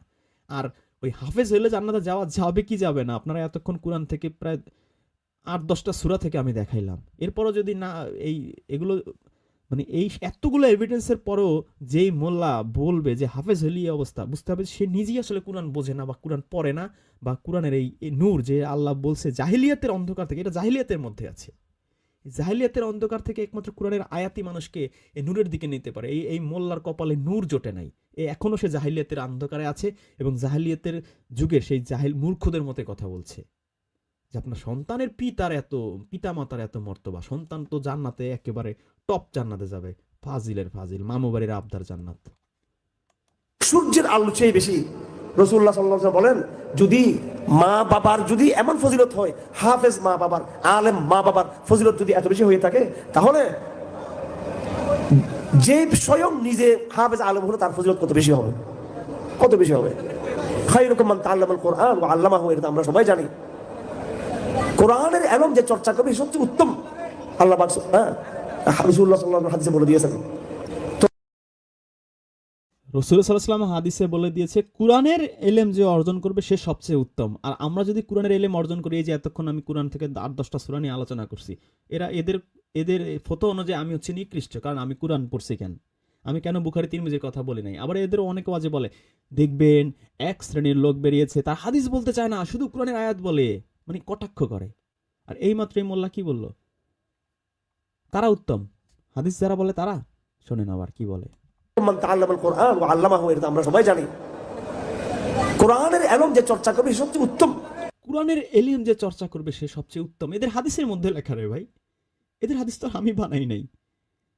কোরআনের ইলম যে চর্চা করবে সে সবচেয়ে উত্তম। তাহলে আমরা এদের হাদিস অনুযায়ী আমরা সবচেয়ে উত্তম। এবং আজকে যে মুফতি আরিফ বিন হাবিব বলল আমরা হচ্ছে আহলুল কুরআন, হচ্ছে আল্লাহর ফ্যামিলি, আল্লাহর পরিবার। আমরা নূহ নবীর ছেলে ছিল নূহ নবীর পরিবার, ইব্রাহিমের ছেলে বা বাপ ছিল ওর ফ্যামিলি, ওর পরিবার। নবী মোহাম্মদ রাসূলুল্লাহর ছেলে মেয়ে নাতি নাতনি ছিল তার পরিবার। আর আমরা হচ্ছি আল্লাহর পরিবার ভাই, এই ওয়ার্ল্ডের সবচেয়ে টপ লেভেলের মানুষ। নবীর পরিবার হওয়াটা বেশি মর্যাদাপূর্ণ না আল্লাহর পরিবার হওয়া বেশি মর্যাদাপূর্ণ? এদের হাদিস অনুযায়ী আমরা হচ্ছি আল্লাহর পরিবার, মানে পৃথিবীর টপ ক্লাস। আমরা পৃথিবীর টপ ক্লাস। নবীর পরিবার না, আল্লাহর পরিবার, ডাইরেক্ট আল্লাহর পরিবার, according to their own written হাদিস। আল্লাহ পাক রাসূলুল্লাহ সাল্লাল্লাহু আলাইহি হাদিসে বলে দিয়েছেন। তো অভিভাবকদের প্রতি আমার অনুরোধ থাকবে, আপনারা নিজেরা আলেম হতে পারেন নাই, নিজেরা শরীয়তকে আপনারা বুঝতে পারেন নাই, আপনাদের হাতে এখন সুযোগ আছে। আপনারা নিজেদের সন্তানদেরকে মাদ্রাসায় দিয়ে, মাদ্রাসায় পড়িয়ে, তাদেরকে কোরআন শিক্ষা দিয়ে, কোরআনের আলেম বানিয়ে, তিনটা জিনিস: প্রথম কোরআনটাকে পাঠ করা, 2 নম্বর কোরআনের মসলা মাসাইল শিখা, 3 নম্বর হলো সেই মতো আমল করা। হাদিস শরীফ আছে হাফেজদের ব্যাপারে, যারা নিজের আত্মীয় স্বজনকে সুপারিশ করে নিয়ে যাবে জান্নাতে। শব্দ আছে এরকম, ফাস্তাযহারাহু ফাআহাল্লা হালালাহু ওয়া হারামা হারামাহু। সে এমনভাবে কোরআনকে ধারণ করেছে, হালালকে হালাল জানে, হারামকে হারাম জানে, তখন সে সুপারিশ করতে পারবে। এবং রাসূলুল্লাহ সাল্লাল্লাহু আলাইহি ওয়াসাল্লাম হাদিস শরীফে বলেছেন যে লা হাসাদা ইল্লা ফি ইসনাইন। সমাজের মধ্যে মানুষ পরস্পরকে হিংসা করে ক্ষমতার কারণে, ওর ক্ষমতা বেশি, ওর টাকা পয়সা বেশি। তো এক মোল্লা বলছে জান্নাতে যাবে, 10 জনকে সুপারিশ করবে, 70 জনকে আরেক মোল্লা বলছে এই হাদিস জাল। চিন্তা করেন আপনি, এরা নিজেরাই নিজেদের মারামারি আগে শেষ করুক ভাই। এখন এই জাল হাদিসের চর্চা করছে না হাসান না জয়ীফ, এ নিজেও জানে না, লাফালাফি করতেছে, অথচ খোঁজ নিয়ে জানা গেল এই হাদিসই জাল। তাহলে লাভ কি? ওর ছেলে মেয়ে শিক্ষিত বেশি, ওর সুন্দর বেশি, ওর গাড়ি আছে, ওর বাড়ি আছে, ওর বউটা খুব সবচেয়ে সুন্দর। হ্যাঁ, এইভাবে নানান কারণে সমাজের মধ্যে, পাড়ার মধ্যে, মহল্লার মধ্যে একটু হিংসা লাগে যায় মানুষের। একজনকে কোনো দিকে উপরে দেখলে হিংসা লাগে। রাসূলুল্লাহ বলেছেন হিংসা করিও না কেউকে। হ্যাঁ, 2 জায়গায় তোমরা হিংসা করতে পারবা, জালাসি করতে পারবা। 2 জায়গার মধ্যে তোমার উচিত হিংসা করে তার মতো হওয়ার চেষ্টা করা বা তার চেয়ে বেশি হওয়া। একজন হলো ওই ব্যক্তিকে, যে ব্যক্তিকে আল্লাহ মাল দৌলত দিয়েছেন, সে মাল দৌলতকে সারা দিন রাত আল্লাহ রাস্তায় ব্যয় করে, তাহলে তুমি তাকে হিংসা করে তার মতো হওয়ার চেষ্টা করো, তার চেয়ে বেশি হওয়ার চেষ্টা করো। রাজুলুন আতাহুল্লাহুল মাল ফাসাল্লাতাহুল্লাহু আলা হালাকাতিহি। তাকে আল্লাহ মাল দিয়েছেন এবং সেই মালগুলো আল্লাহর রাস্তায় ব্যয় করতেছে, তুমি তাকে হিংসা করে, ঈর্ষা করে তার মতো হওয়ার চেষ্টা করো। 2 নম্বর ব্যক্তি ওই ব্যক্তি যে ব্যক্তিকে আল্লাহ পাক কোরআনের ইলম দিয়েছে, কোরআনের হেফজ করার তৌফিক দিয়েছে, কোরআনের মসলা মাসাইল সে জানে, সে রাতে এই যে কোরআনের এলেম দিয়েছে এটুক সঠিক বলছে, ওই যে হেফজ দিয়েছে মসলা মাসাল এগুলো সে নিজ থেকে বানিয়ে বানিয়ে বলতেছে। ওই যে আসছে মনে হয় কোনো ওই যে মাদ্রাসার মাহফিলে তাকে দাওয়াত দিছে, মাদ্রাসার ওই যে হেফজ খানার টাকা পয়সা কালেকশন করতে হবে, এজন্য ওই শব্দগুলো সে নিজে ঢুকাই দিতেছে আর কি। রাতের বেলায় সে দাঁড়িয়ে দাঁড়িয়ে কি করে কিয়ামুল লাইল করে কোরআন শরীফ পড়ে। হাফেজ ছেলে রাতের বেলা দাঁড়িয়ে দাঁড়িয়ে কিয়ামুল লাইল করে কোরআন তেলাওয়াত করে, আর কি হাদিস তেলাওয়াত করে না কেন? হাদিস নিয়ে তোমরা এত লাফ হও, একটা হাদিসও তো বের করতে পারলা না যেখানে রাতের বেলা বা দিনের বেলা বা সারা জীবন ধরে এই হাদিস চর্চা করে। একটাও তো আজকে শুনলাম না রে ভাই। ঘটনাটা কি? এরা আজকে মনে হয় সূর্য পশ্চিম দিক থেকে উঠাইছে, তারাবির নামাজ পড়াচ্ছে এবং রাতের বেলায় এই যে হাদিসে আবার নাকি তারাবির নামাজ পড়াচ্ছে, এই কথা বলা আছে। হাদিস নবীর যুগে তারাবির নামাজই ছিল না, তারাবির নামাজ চালু করছে খলিফা ওমর, অথচ হাদিস একটা বলে সেই তারাবির নামাজ এর মধ্যে ঢুকিয়ে দিছে। দিনের বেলায় সে কি করে মানুষকে দিনে মাসলা মাসাইল শিক্ষা দিচ্ছে। এরকম আলেম যে প্রত্যেক রাত যে দাঁড়িয়ে দাঁড়িয়ে মুখস্থ কোরআন শরীফ তেলাওয়াত করবে নামাজের মধ্যে। তো রাত দাঁড়িয়ে দাঁড়িয়ে ধীরে ধীরে স্পষ্ট ভাবে তারাবিতে যেমনে পড়ে তেমনে না, এ তো ঘোল বাঁধায় ফেলবে। তো ধীরে ধীরে স্পষ্টভাবে কোরআন পড়তে বলছে, তো তোমরা হাদিস পড়ো কেন সারাদিন রাত্রে বাবা? তাহাজ্জুদের নামাজের মধ্যে এবং দিনের বেলায় সে কোরআনের বয়ান করবে, কোরআনের তালিম দিবে, কোরআনের বয়ান করবে, কোরআনের তালিম দিবে। তা আমরা তো তাই করি, তা আমাদের কেন বলো আমরা পথভ্রষ্ট? হাদিসের মধ্যে তো স্পষ্ট লেখা কোরআন পড়বে, কোরআনের তালিম দিবে, রাত্রেবেলাও কোরআন পড়বে, দিনের বেলাও কোরআন পড়াবে, সবই কোরআন। একটা হাদিসের মধ্যে তো এরা হাদিস শব্দই খুঁজেই পাচ্ছে না এরা। হায় হায় রে। নামাজের মধ্যে, তাহাজ্জুদের নামাজের মধ্যে এবং দিনের বেলায় সে কোরআনের বয়ান করবে, কোরআনের তালিম দিবে, কোরআন দিনের বেলায় কোরআনের বয়ান করবে। আর এরা কি করে? শিক্ষা দিবে। ইভেন এই যে এখনো সে যা বলছে এটা কি কোরআনের বয়ান? এখনো সে যা বলছে এটা তো হাদিস বলতেছে সে, তো হাদিস অনুযায়ী তো সেইটা বলতে পারে না। হাদিস অনুযায়ী তার এখন কোরআনের কথা বলার কথা ছিল, তো সে তো হাদিসও মানতেছে না। তুমিও তার সাথে হিংসা করো, তার মতো হওয়ার চেষ্টা করো। এই দুটো ছাড়া অন্য কোনো বিষয়ে মানুষের সাথে বাড়াবাড়ি করিও না, হিংসা বিদ্বেষ দেখাই না তোমরা। লোভ দিয়েছেন রাসূলুল্লাহ আমাদেরকে, আমাদের মনে কি সেটা আছে? নাই আমাদের মধ্যে।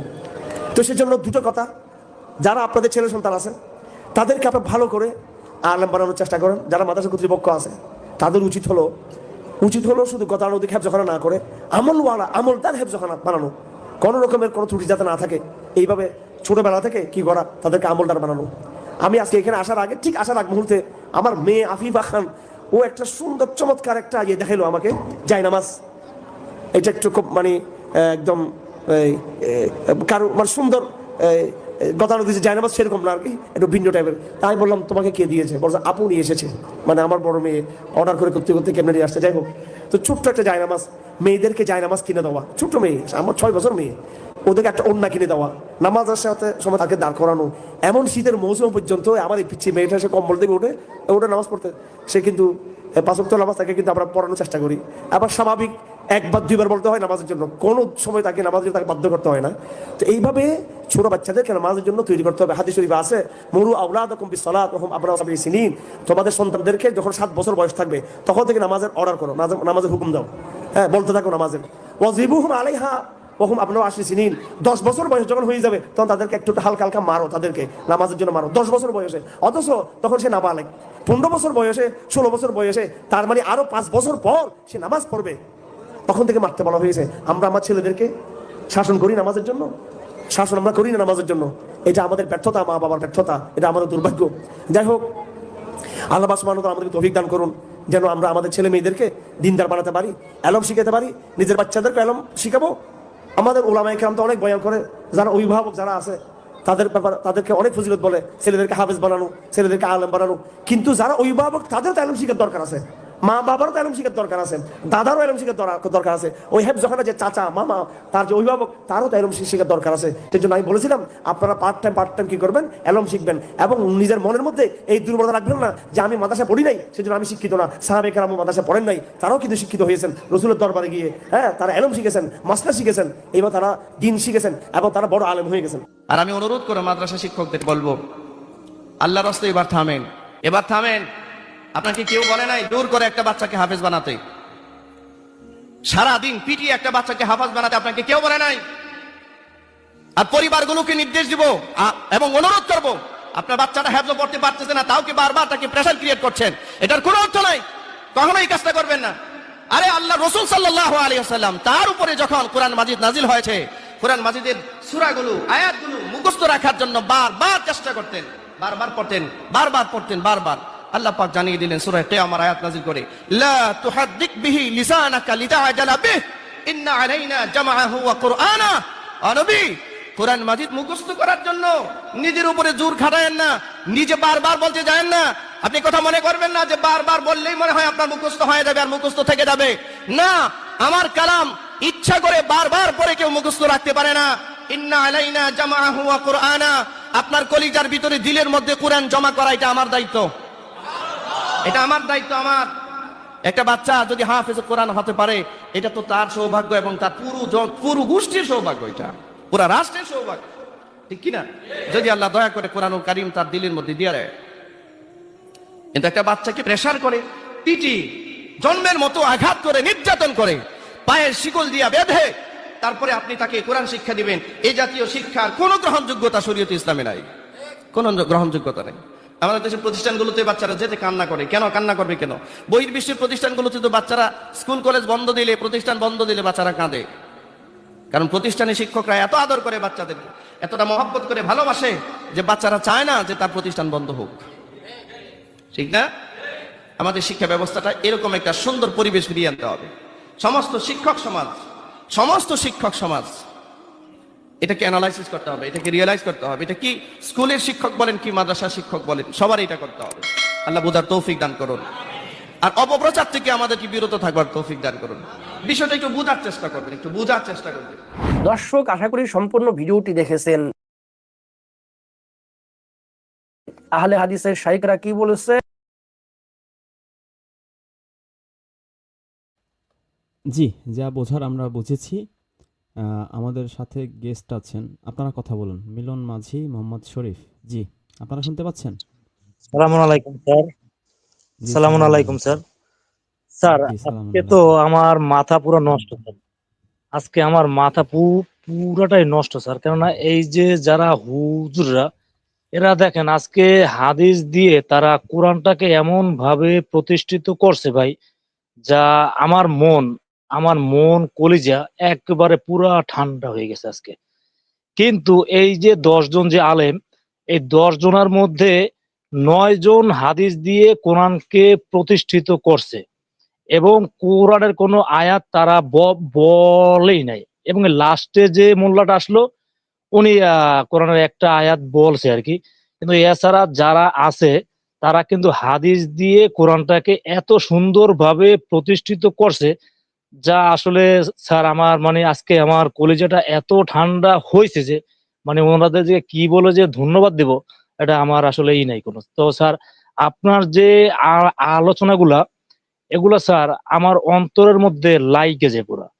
এবং আপনার মাধ্যমে আমি আমাকে অন্তত মনে করেন যে এই কোরআনের দিকে আমি আনতে পারছি এবং আমার দিক থেকে আমি আরো ৩-৪ ভাইকেও আমি কোরআনের পথে আনতে পারছি। যেমন আমার আমার চাচা আছে একজন, সে আগে ছিল আহলে হাদিসপন্থী। তা সেও এখন আল্লাহর রহমতে হাদিস-টাদিস বাদ দিয়েছে, নামাজ পড়া বাদ দিয়েছে। আর আপনার ভিডিওগুলো এখন সে দেখে কন্টিনিউ। হ্যাঁ, তো সেও এখন অনলি কোরআনে আসছে। সে আপনাকে তার অন্তরস্থল থেকে সে আপনার জন্য দোয়া করেছে।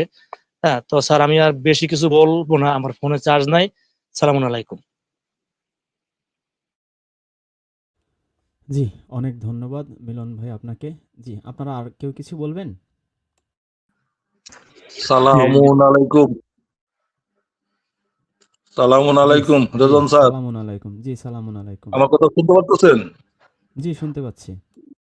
স্যার, একটা কথা কি, আপনি যেভাবে নাকি কোরআন দিয়ে মনে করেন আপনাকে মানুষে বুঝাইতেছেন, আসলে কথা কি এই আমাদের আলেম সমাজরা কিন্তু এভাবে বুঝায় না।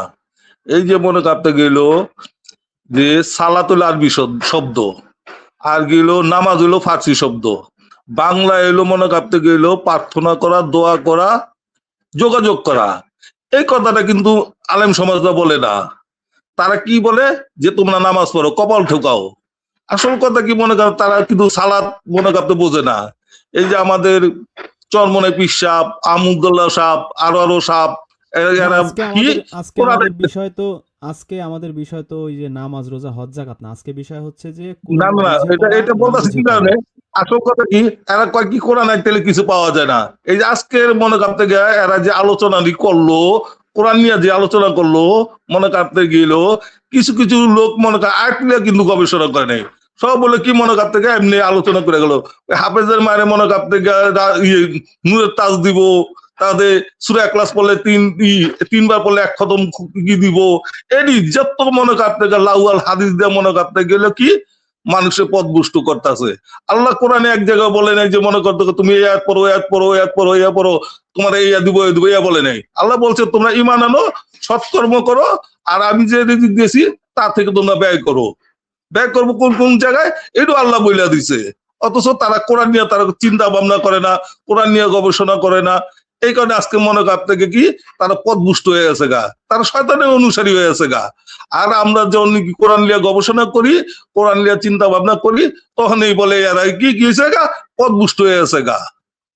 তার জন্য আপনার ধন্যবাদ স্যার, মনে কাপতে আরো সুন্দরভাবে মনে কাপতে বোঝাই দেন, যাতে আমরা যাতে সবার কাছে সারা পৃথিবীর ঘরে ঘরে যাতে আমরা পৌঁছাই দিতে পারি, তার জন্য ধন্যবাদ। আর স্যার একটা কথা হলো আপনার ভিডিওটি একটু ছোট ছোট করে দিয়েন, এটা আপনার কাছে অনুরোধ। ছোট ছোট করে দিলে মনে কাপতে আমরা ফেসবুকে মনে আপনার বেশি বেশি করে মনে কাপতে ছাড়তে পারুন, তার জন্য আপনার ধন্যবাদ।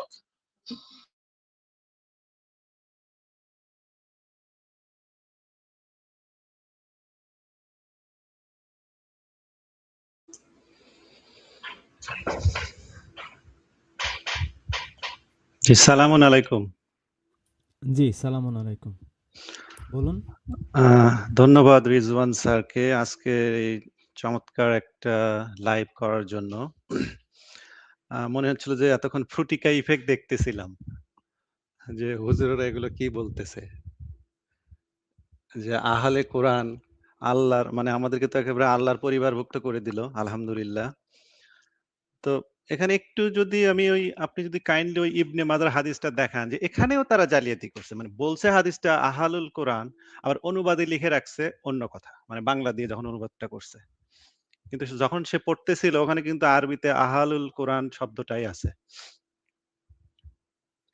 সো এটা ওই বাংলা হাদিস অ্যাপে আপনার ইবনে মাজাতে না, এখন হাদিসটা আছে। খোঁজার সময় নাই, আপনি আপনার মতো করে শেষ বলেন জি আর কি। জি ওইটুকুই, ওটাই বলতে চাচ্ছিলাম যে ওখানেও জালিয়াতি, মানে সে বলল অথচ শেষে গিয়ে কিন্তু আচ্ছা। আর একটা যে সর্বশেষ যে হুজুর যেটা বলল যে বিদেশে আপনার বাচ্চারা বা স্কুলে যখন তারা ইয়ে করে বন্ধ দেয় তারা কান্নাকাটি, এটা খুবই সত্যি কথা বলছে। তারা খুবই মন খারাপ করে। আর বাংলাদেশে মাদ্রাসায় বাচ্চারা যেতে চায় না, কারণ কি নির্যাতন করে, বলাৎকার করে, খুবই সিম্পল, এটার জন্য রকেট সায়েন্স জানার দরকার নেই, এই জন্যই যাইতে চায় না বাচ্চারা। আর আজকের লাইভটা ঐতিহাসিক হয়ে থাকবে, মানে মনটাই ভালো হয়ে গেছে সত্যি কথা বলতে, যে হুজুরদের মুখ থেকে ফ্রুটিকা ইফেক্ট শুনতেছি মনে হচ্ছিল। জি, ধন্যবাদ। আমি বেশি কথা বাড়াতে চাই না। আমি চাই যে মানুষের মাঝে ইফেক্টটা থাক। আপনি যেভাবে কোরআনের আয়াতগুলো দিয়ে সেটাই মানুষের মানে মাথায় কাজ করুক, তাহলে আরো ভালো হবে আরকি। ধন্যবাদ। জি, সালামুন আলাইকুম। স্যার, আজকের যে লাইভটি আপনি শুরু করেছেন, এটা হচ্ছে কোরআন মুখস্থ করা, কোরআনের হাফেজ হওয়া, নাকি আসলে কোরআন বুঝে পড়া? এই দুটি বিষয়ের ভিতরে যে মধ্যকার যে পার্থক্য আছে, সেটা দর্শকদের উদ্দেশ্যে কোরআনের আলোকে জানিয়ে দেওয়া। কে মানবে কে না মানবে সেটা হচ্ছে তার ব্যাপার। আমি একজন কোরআনের ছাত্র হিসাবে আমি যেটা পাচ্ছি, সূরা মুজাম্মিলে আল্লাহ বলছে যে রাত্রের কিছু অংশ এখানে ধীরে ধীরে তারতিলের সাথে কোরআন তেলাওয়াত করার জন্য, অর্থাৎ জেনে বুঝে এই কোরআনকে তেলাওয়াত করার জন্য। তারপরে আল্লাহ বলছে সূরা তোয়াহার 114 নম্বর আয়াতে, যেটা যেটা একজন মোল্লা সর্বশেষ বলে গিয়েছেন, যে ওহীর যে জ্ঞান সেটা সম্পূর্ণ না হওয়া পর্যন্ত আপনি কোরআন পাঠে তাড়াহুড়া করবেন না। এবং তারপরে বলা আছে কি যে আল্লাহর কাছে জ্ঞানের জন্য দোয়া করার জন্য, যাতে আল্লাহ জ্ঞানটা বাড়িয়ে দেন। তাহলে রসুলকে এই কথা যদি বলে, এই আল্লাহ কোরআনে বলছে আতিউল্লাহ আতিউর রাসুল, রাসুল এই যে কাজটা করবে আমরা সেই কাজটিই করব, অনুরূপ কাজটি করার জন্য আল্লাহ আমাদেরকে হুকুম দিচ্ছে। তাহলে যে হুকুমটি রাসুলের জন্য এটি আমাদের জন্য। তাহলে সূরা মুজাম্মেলের যে আয়াত আছে এটি আমাদের জন্য এবং রাসুলের জন্য। সূরা তোয়াহার 114 নম্বর আয়াতটিও আমাদের জন্য এবং রাসুলের জন্য। রাসুল যেহেতু কোরআন পাঠে তার জন্য তাড়াহুড়া করা, হ্যাঁ, দ্রুত বুঝার চেষ্টা করা, এটা রাসুলের ক্ষেত্রে যেহেতু নিষেধ ছিল, এটা আমাদের জন্য নিষেধ। ওহির জ্ঞান যতক্ষণ পর্যন্ত সম্পূর্ণ না হয় ততক্ষণ পর্যন্ত যেন কোরআন পাঠে আমরা তাড়াহুড়া না করি, এ বিষয়ে আল্লাহ আমাদেরকে সতর্ক করেছেন। তারপরে এই তারা যেটা বলছে যে একজন হাফেজ নিয়ে যাবে 70 জনকে অথবা 10 জনকে, এই বিষয়টা একদম পুরাই জালিয়াতি। এটার পক্ষে তারা কোনো কোরআনের দলিল দিতে পারে নাই। যেহেতু দলিল দিতে পারে নাই, এটা অগ্রহণযোগ্য। আর যদি যৌক্তিকভাবে আমরা নেই, তাহলে রসুল বলছে আমি জানি না আমার সাথে কি রূপ আচরণ করা হবে এবং তোমাদের সাথে কি রূপ আচরণ করা হবে। আমার কাছে আল্লাহর ওহী আসে, আমি কেবল তারে অনুসরণ করি। তাহলে আল্লাহর ওহী রসুল অনুসরণ করে, কার সাথে বিচার দিনে কি রূপ আচরণ করা হবে, কার কি ফয়সালা হবে, সেটা রসুল বলছে যে এটা আমি জানি না। আমি নিজেরটাও জানি না, তোমাদেরটাও জানি না। কিন্তু রসুল তো এটা বলে নাই যে তোমরা কোরআন মুখস্থ করে ফেলো তাহলে তুমিও বেহেশতে যাবা, আমি মুখস্থ করছি আমিও যাব এবং তোমরাও 70 জন করে নিয়ে যাইতে পারবা। এটা রসুল বলেন নাই। আর যদি একজন সন্তান যদি তার পিতা মাতাকে নিয়ে বেহেশতে যাইতে পারে, তাহলে আমরা কোরআন অনুযায়ী দেখতে পাচ্ছি ইব্রাহিম তার পিতাকে নিয়ে বেহেশতে যাওয়ার কথা, কিন্তু কোরআন তো এটা বলতেছে না। কোরআন বলতেছে ইব্রাহিম সে একজন মুসলিম আর তার পিতা ছিল অমুসলিম। তাহলে যে অমুসলিম, যে আল্লাহর প্রতি ঈমান আনে নাই, তার জন্য শেষ বিচারের দিন আল্লাহ কোনো ফাল্লাই দাঁড়া করাবেন না, তার ন্যাক বদ কোনো কিছুই পরিমাপ করা হবে না। তাহলে এখন আমি যদি আমার সন্তানকে কোরআন মুখস্থ করাই, তাহলে সে আমাকে সহ আমার পরিবারের লোকজনদেরকে বেহেশতে নিয়ে যাবে, কিন্তু একজন আল্লাহর নবী ইব্রাহিম, যিনি মুসলিমদের লিডার, তিনি নিতে পারবেন না। তাহলে এটা কি সাংঘর্ষিক হয়ে যায় না? নাকি আমাদেরকে আল্লাহ ক্ষমতা বাড়িয়ে দিয়েছেন আর আমাদের যিনি লিডার ইব্রাহিম তাকে ক্ষমতা কমিয়ে দিয়েছেন? এটা হচ্ছে দর্শকদের বোঝার জন্য আমি কথাটি বললাম। আর এখানে স্পষ্ট করে সূরা ফাতিরের 18 এগুলো আপনি বলছেন, আপনি ডিসপ্লেতেও দিয়েও দিয়েছেন যে কোন কোন সূরার আয়াত অনুযায়ী এই সমস্ত কথাগুলা ওই আয়াতগুলোর বিরুদ্ধে যায়। এগুলার পুনরাবৃত্তি করার কিছু নাই, কেউ অপরের বোঝা বহন করবে না। 35 নাম্বার সূরার 18 নাম্বার আয়াতে স্পষ্ট বলা আছে। আমি যদি পাপ করি আর আমার সন্তান, সে কি করবে? সে হাফেজ হয়ে আমাকে বেহেশতে নিয়ে যাবে, তাহলে কোরআনের এই আয়াতটি তুলে দিতে হবে। আর যদি কেউ কোরআনের এই আয়াতটি তুলে দিতে না পারে, তাহলে সে এই কথাটি বলা বন্ধ করতে হবে। আমি এইভাবে বুঝেছি কোরআনটাকে। যদি কেউ এভাবে বুঝতে চায় বুঝতে পারে, না বুঝতে চাইলে সেটা আমার কোনো আপত্তি নাই। আর এখানে আপনার এই সূরা বাকারার ৭৯ নাম্বার আয়াতে আল্লাহ বলছে যে ইতিপূর্বে যাদেরকে আল্লাহ এই তাওরাত বা এই অতএব তাদের জন্য আফসোস, যারা নিজ হাতে গ্রন্থ লেখে এবং বলে এটা আল্লাহর পক্ষ থেকে অবতীর্ণ হয়েছে, যারা এর বিনিময়ে সামান্য অর্থ গ্রহণ করতে পারে, অতএব তাদের প্রতি আক্ষেপ তাদের হাতে লেখার জন্য। তাহলে এখানে অনেকগুলা আক্ষেপ আল্লাহ কোরআনে দিয়ে গেছেন, যে যারা বহু কিতাবের বোঝা বহন করে কিন্তু আসলে এই কিতাবে কি লেখা আছে তারা এটা কখনোই বুঝতে চায় না, তাদের জন্য আক্ষেপ করছে আল্লাহ, তাদেরকে জাহান্নামে দিবে, এই জন্য তাদের জন্য আফসোস। তারপরে যারা নিজ হাতে কিতাব রচনা করে এবং বলে দেয় যে এটা আল্লাহর পক্ষ থেকে, এদের জন্য আল্লাহ আফসোস করেছেন। তাহলে আমরা কোরআন থেকে শিক্ষা নিব, কারণ আল্লাহ একজন, আর আল্লাহ আমাদের জন্য এই কিতাবটি পাঠিয়েছেন আল্লাহর সত্যিকারের যে হুদা, সঠিক পথ, সেটা পাওয়ার জন্য। আর সত্যিকারের হুদা পাওয়ার জন্য যে কিতাবটি আমাদেরকে দিয়েছেন, আমরা কেবল তারই অনুসরণ করব এবং এটার ভিতরে আল্লাহ আমাদেরকে কি বলছে, কি বুঝাইতে চাইছে, সেটা আমরা মন প্রাণ দিয়ে বুঝার চেষ্টা করব ধীরে ধীরে। এবং এটা আল্লাহ মুখস্থ করতে বলে নাই, আল্লাহ বলছে যে তোমরা এটাকে জেনে বুঝে পড়ো, এবং তোমরা যদি এটা না করো তাহলে তোমাদের অন্তর কি তালাবদ্ধ। তাহলে আমরা সে বিষয়ে সতর্ক থাকবো। সালামুন আলাইকুম স্যার। জি, সালামুন আলাইকুম। আমার মনে হয় আমরা শেষ করতে পারি নাকি? আপনাদের যদি আর কিছু বলার থাকে আপনারা বলতে পারেন। জি স্যার, আমার বলার এতটুকুই ছিল। যদি আকন্দ ভাইকে যুক্ত করছেন, উনি তো বলছে উনি আর বলবেন না। জি, আমার আর কিছু বলার নেই।